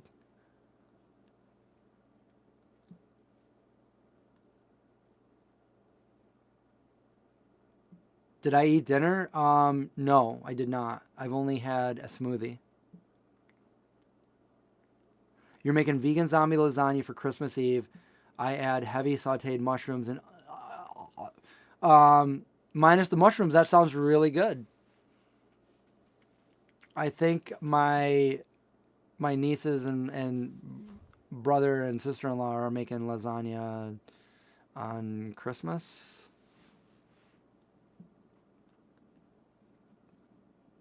Tommy wants to know, did anyone do today's Wordle?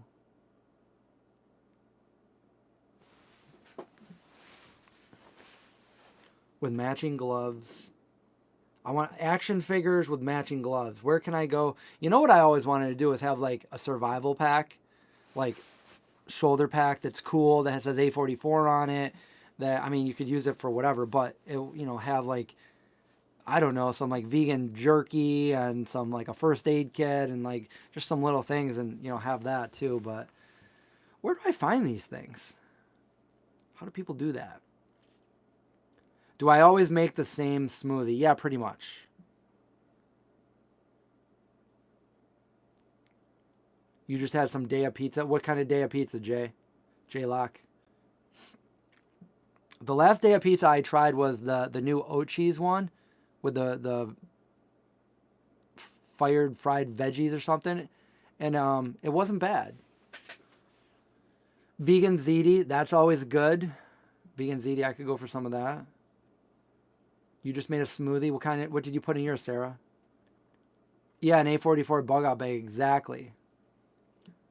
Maybe if you get the better version, it comes with like a pair of gloves and a beanie. Who knows?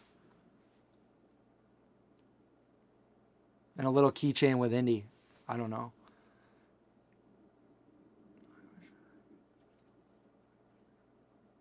Yeah, so Trini just went and looked. There are beanies and baseball caps on my site.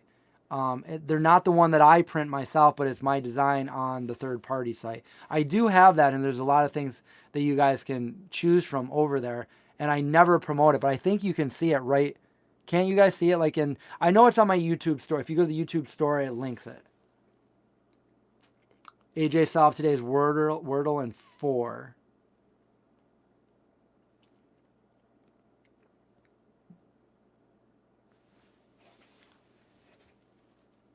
What's my smoothie combo? It was flatbread with dates, J-Lock.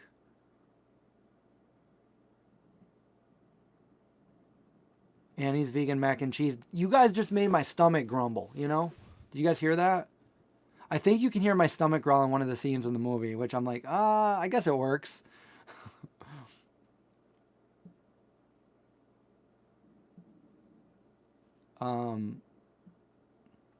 Sarah says frozen banana, chia, hemp, flax, spirulina, lemon juice, fresh ginger, turmeric root, wheatgrass, almonds, dates, sprouted brown rice, protein powder, nooch, and frozen bloobs.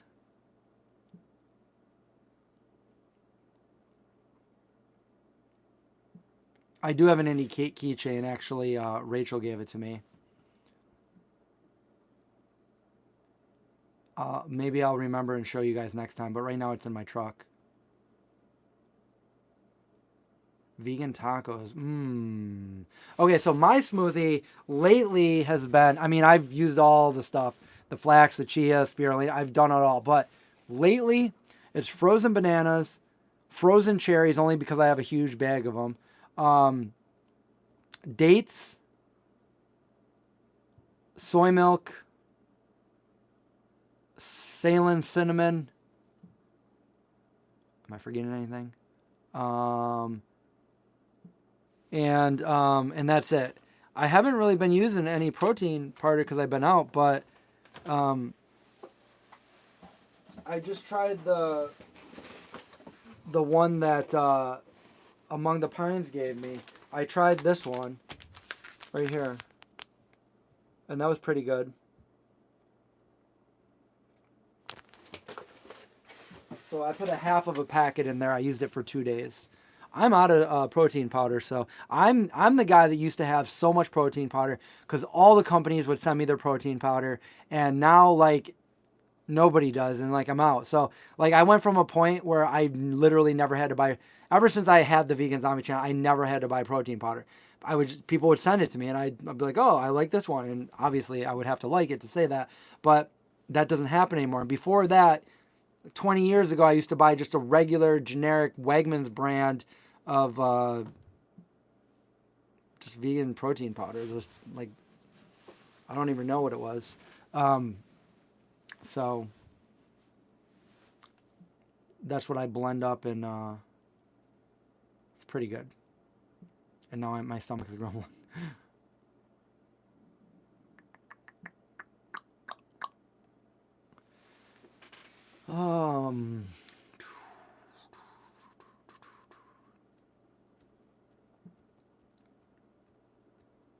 It does make a little bit of a difference when you use protein powder. For me, obviously it'll give you a little bit more protein and stuff, but you don't have to use it. And I've gone I haven't used it in a few months until just the other day. Also, Truvani, I really like Truvani, and they sent me a couple of sample packs. So again, I didn't have like I only had a few packets, and I would use half a pack. So that's good for 2 days each pack. But I also like the way it makes my protein or my smoothie taste. And I usually go for like the vanilla flavor, and I might even put cacao powder in it on top of that. But it definitely, if you get if you get a good one, it can make your smoothie taste so much, better. Whereas if you get a bad one, it might, you might not want to finish it. So for me, it's all about like, enhancing the taste, and also, I've never had to like really look at my protein intake or anything like that.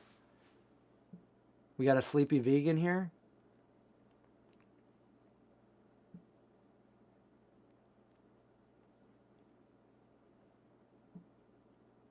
Yeah, I heard about the Ghost vegan protein powder. I went because my buddy bought some, and he was like, "Hey man, this store's got it they're all on sale right now. Big things of them, and they were on sale for like wicked. They were under $10, $9.99 or something." So I went there to grab one, and they were all sold out. Can't believe we got Dr. Greger. Dr. Greger. He did an amazing job, didn't he? You guys only saw a little bit of it, but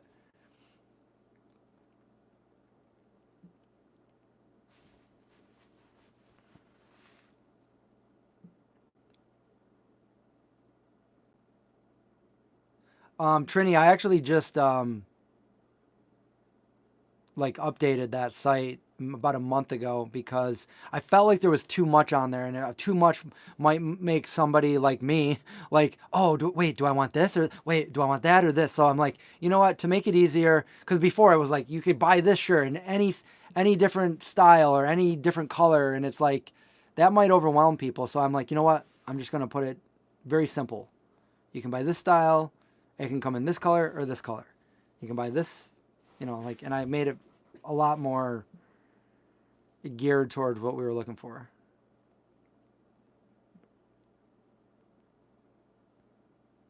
Yeah, I do have a P.O. box. I was just there yesterday.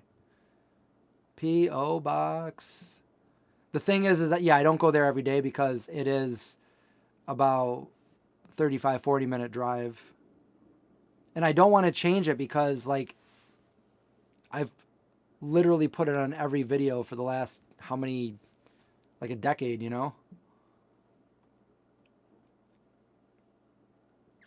Yeah, yeah, okay, now I see it.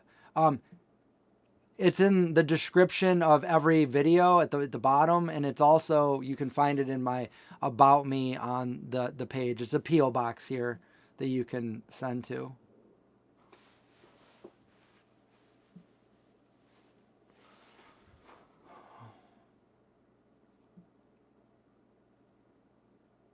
You sent a Christmas card in November?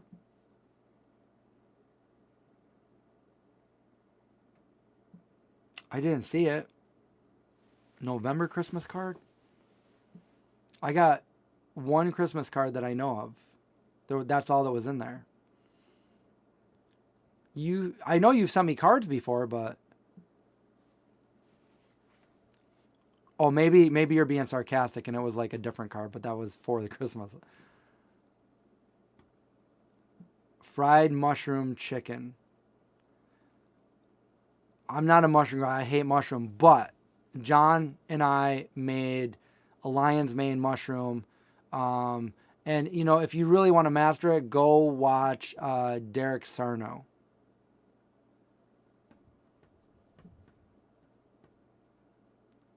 He's in the credits of the movie.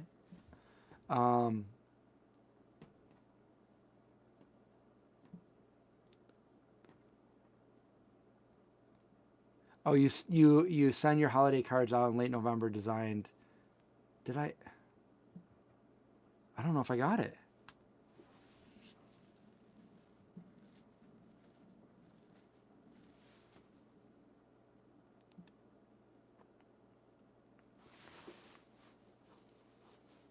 The baked fried oven style.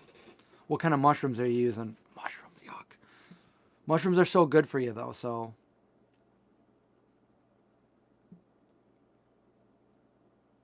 How many recognizable vegan cameos are there? I mean, I don't know. I mean, I don't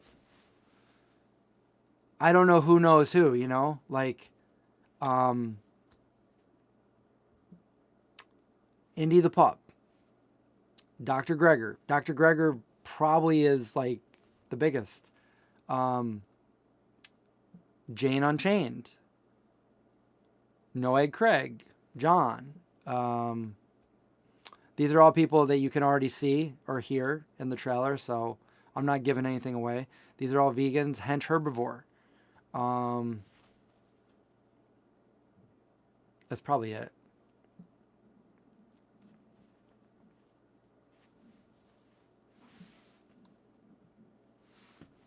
Coughlin. Coughlin is a local musician. He plays Drew. He's a vegan.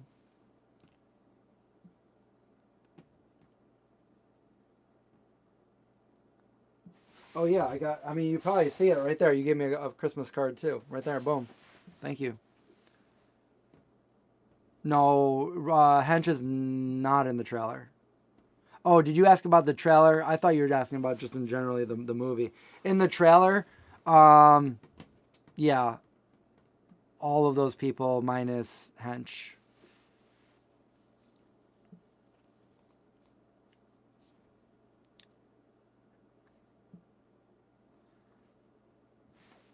I mean, I have tried sauteed mushrooms because when I was a little kid, I did not hate mushrooms. I don't know what happened somewhere along the line. I just hated mushrooms. And back then I hated broccoli and I hated corn. I could not eat any of that. And now I love broccoli and corn. Corn was something I could just never eat. Hench is going to be the MVP in the story.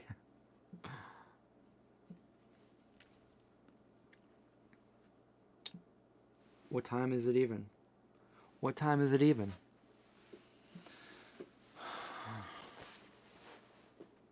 Yeah, okra. I thought I liked okra. Back in the day, before they had any vegan products, they had these like breaded okra things, like 30 years ago when I lived in Florida, and I would get them, and that would be like, oh, these are good, but they're not good. I don't like when they get slimy.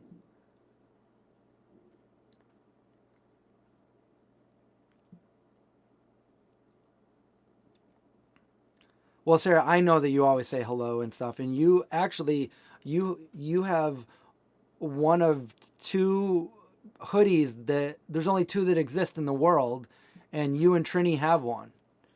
I love that hoodie. I don't know why I didn't make. Nobody wanted them. You and Trini bought them. They look like this right here, but they're camouflage. I love that, and I'm wearing my camo pants right now. I love camo.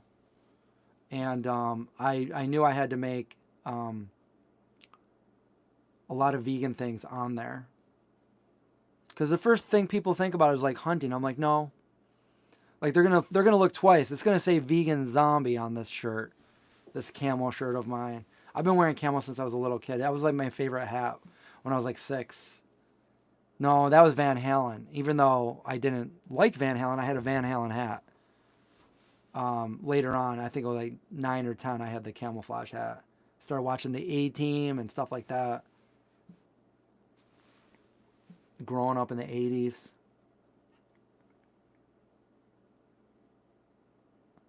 I won't like Calibo.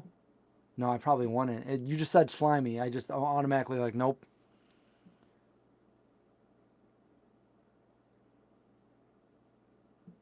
The slimy part's good for you? Oh, man.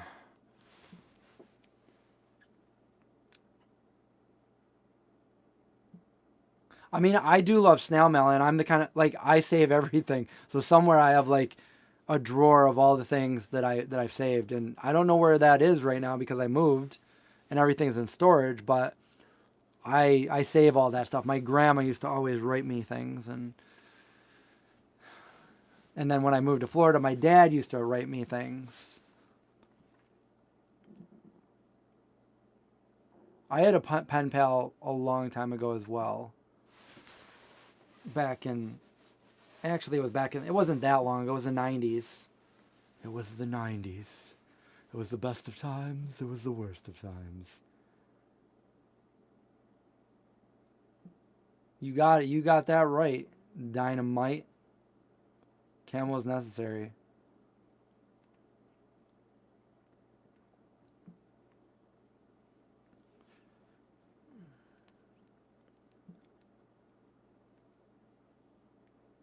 Yeah, tofu is great. I had tofu last night.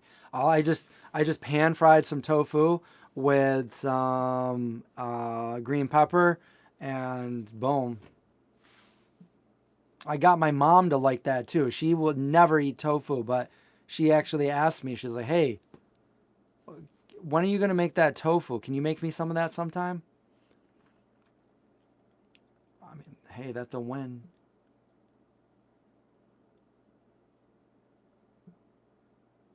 Yeah, the '90s were before Tommy for sure.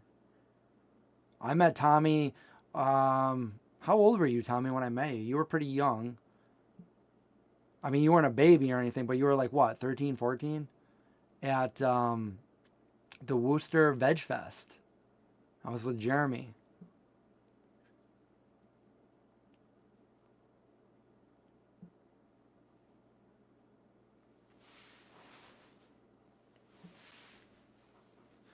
Yeah, I'm with Linda on that one. Slimy equals not good for me because I'm not eating it.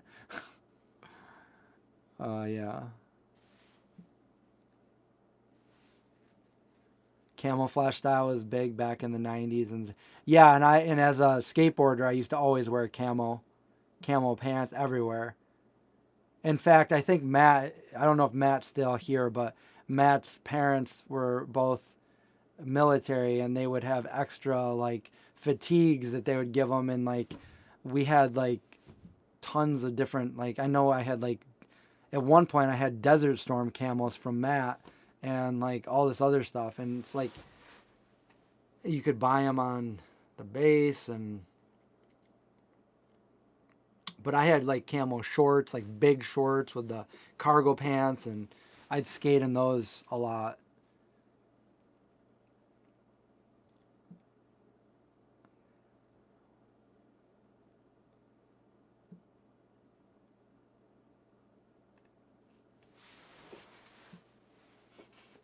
Tofu at Costco, 4 pack for almost nothing.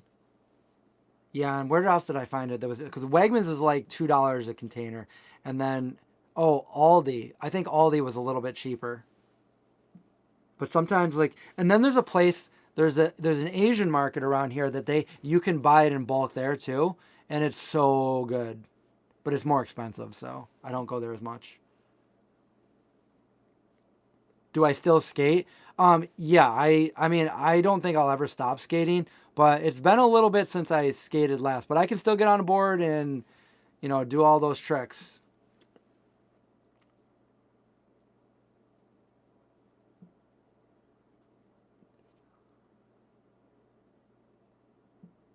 Do I still have things that I wore in high school that I think I might have some of the stuff, but I got rid of most of it just because, but yeah, it would probably still fit me.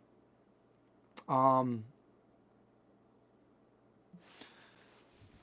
I got rid of a lot. I changed styles a lot, and I'm the kind of person like I like my own whatever I like that I feel good and I like, and it just happens to be like I it's not like other people's style. Like I found like a pair of pants that I really like, and I'm like okay, I bought a bunch of those, and then I found another pair and I bought a bunch of those, and like for me, I used to like just like I would put on like a white t-shirt, and then I didn't like that anymore, so I went from a black t-shirt, and then it's got to be like because before I used to wear like huge t-shirts, and now I'm like I like mine to be kind of tight.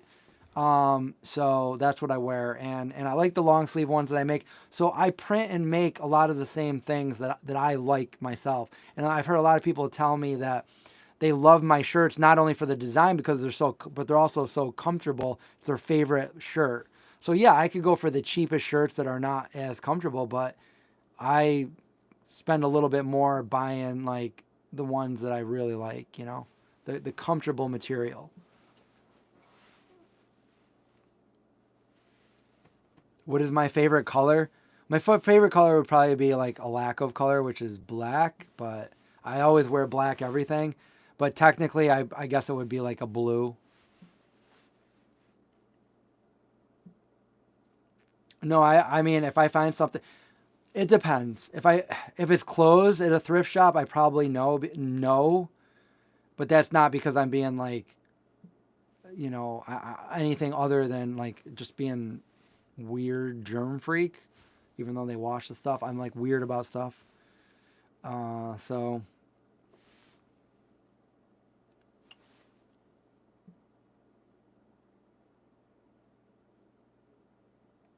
you know why my when I was a little kid, my favorite color was green. I always tell this story, but it shortly after being, what happened to me, it was not green anymore. I changed to blue. So blue's been my favorite color ever since I was probably like 4. Green or blue and black. Do I ski? No, I don't ski. Um, I did snowboard back in '95, so I guess I'm decent at snowboarding, but then I moved to Florida and I sold all my stuff and I never did it again. But it's like riding a bike. I could get on a snowboard and snowboard.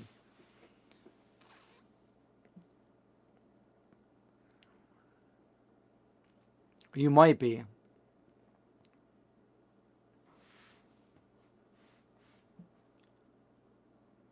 I used to be real bad at it. But yeah, I uh, I don't like touching door handles. Like if I touch anything, I'm very cognizant of it, and I won't ever touch my face until I can wash my hands. And I won't eat or drink anything after anybody.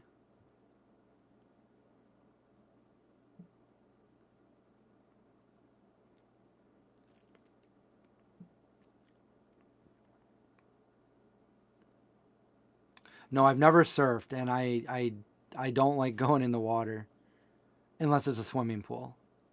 I don't like ponds or anything like that. I'm like, if I can't see what's in there or if there's things in there that can kill me, I don't want to go in there. Oh, but the chances of getting bit by a shark are so rare. Yep, but that would be my chance. I've seen it. I mean, on video, not in real life.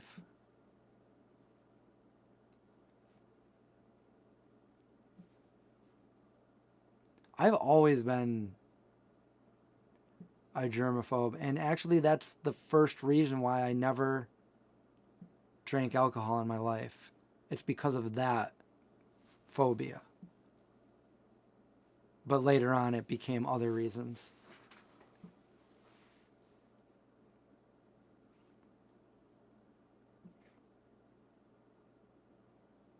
Jellyfish, yeah. All that stuff. I don't want to go in the water. Ah, I'm not going in the water. I did go in the water against what I wanted to do when I went to Hawaii with my buddies. We went out to Horseshoe Island, which is not an inhabitable island. And off the coast, the boat, it was like a tour boat, so there's a ton of people on here. And they all had like, the noodles or the life raft or whatever. And the water was so clear. And everybody got off in there. And I was like, I didn't want to go in the water. But then I'm like, if a shark did come, I'm probably more fit than most of these people and younger than most of these people in the water. The shark would probably get them before I got on the boat. So I was like, all right, I'll go in there. I was like in the middle of like a ton of people and it was so clear.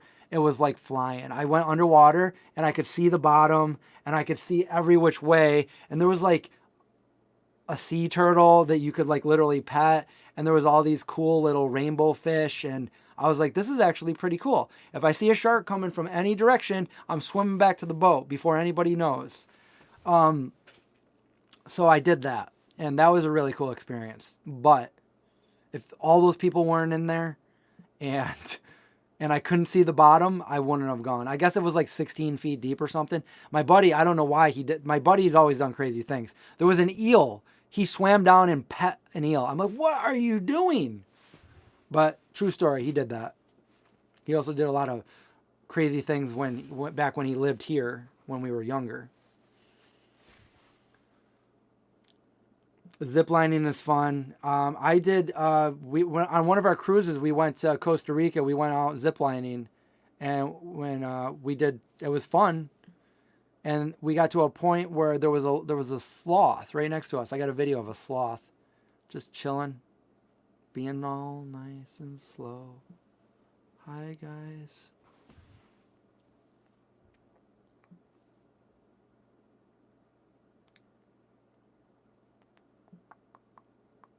I think about things like this a lot, like how deep the ocean is, what's in the ocean that we don't know.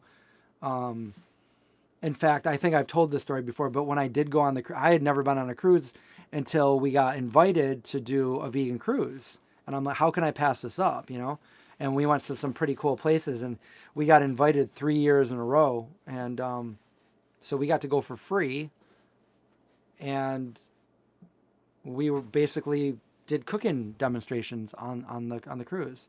But by going there, like, there was at the different parts of the ship, there was like a little screen that tells you like how fast, how many knots we're going, what the wind is like, what the temperature is like, where we are on Earth, and how deep over the ocean floor we are.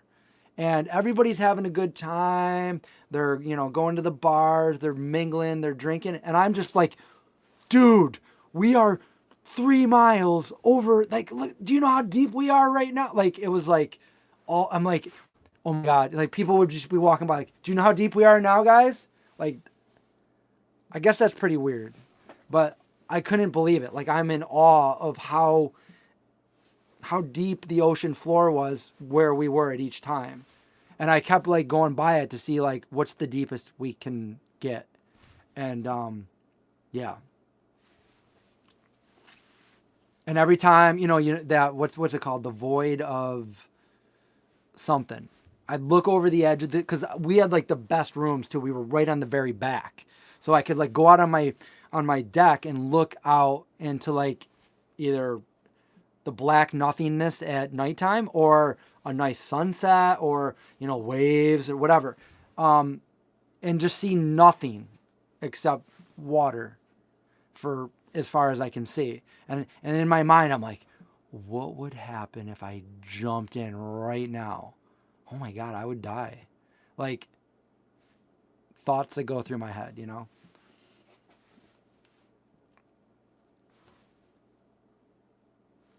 But anyways, that was fun times, and we were on there with Miyoko was on there, Brian, Black Metal Chef, Isa Moskowitz was on there the first year. Actually, that's how I became friends with her. We met and we became like best friends. Can I swim? Yes, I can swim. I know, the Mariana Trench. I know. I was looking for it. I'm like, are we going to be anywhere near the Mariana Trench? Because that would be awesome. But we didn't only go to like the Caribbean and stuff, which we went there 2 years. But my favorite, I think, because I don't like things to be too hot. Like we got off in the Caribbean, the Bahamas, and like different. It was so hot. I can't deal with that. And I don't like swimming, so everybody went swimming, and I just stood on the beach. We also went to Alaska. I love that cruise. We went to Alaska. And we saw glaciers, we saw like icebergs calving.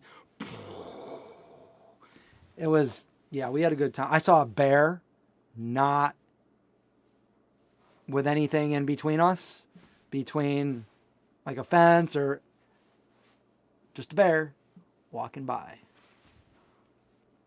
And of course, my phone didn't work. I'm like, John, give me your phone. My phone is too frozen.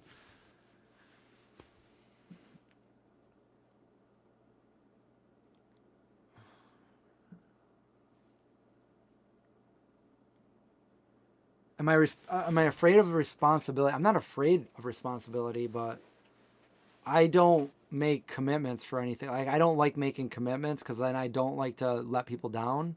So I'll always be like, oh yeah, like I'll see what I'm doing, and if I can come over, I will definitely come over. But I'm not gonna be like, I will definitely, It's very rare that I have to make commitments, Like if I have to do it for like something like this, like doing like a Zoom call meeting, I'll do it. But I don't like making commitments for anything. I like to, speaking of that, I got to get going. It's been a while. It's been 2 hours now. I was like, I'm going to come on here for about an hour, but I end up talking forever. But we have fun, right? Yeah, Zeke is not down here right now. He's upstairs where it's warm. So, those were all Charlie Brown quotes? Okay, Tommy. That's my dad's name, too. When he was younger, his name was Tommy. Now it's Tom or Thomas.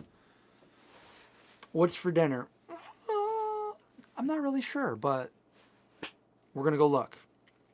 Thank you all for hanging out. Again, go check out A44 trailer if you haven't already. It's pinned up top. It's going to be the first vegan feature movie that's not a documentary. It is done, and we're waiting to figure out how we're going to release it. Go check it out. Please, please, please share it. Liz, you haven't caught one of my lives in a long time, and I'm just leaving now. But I'm going to try to do more of these. So, talk more about the movie and updates and stuff like that. So, if I don't see you again before that, everybody have a Merry Christmas, Happy Holiday, whatever you do. And just have fun. And I'll see you guys hopefully at the end of the week. Maybe Thursday or Friday. Maybe even a Christmas night one. I don't know. See, I can't make that commitment. But I'll talk to Craig. We'll figure out what's going on. And maybe we'll do another live stream. And we'll make something good and tasty and have fun and hang out with you guys. But until then, see you guys later.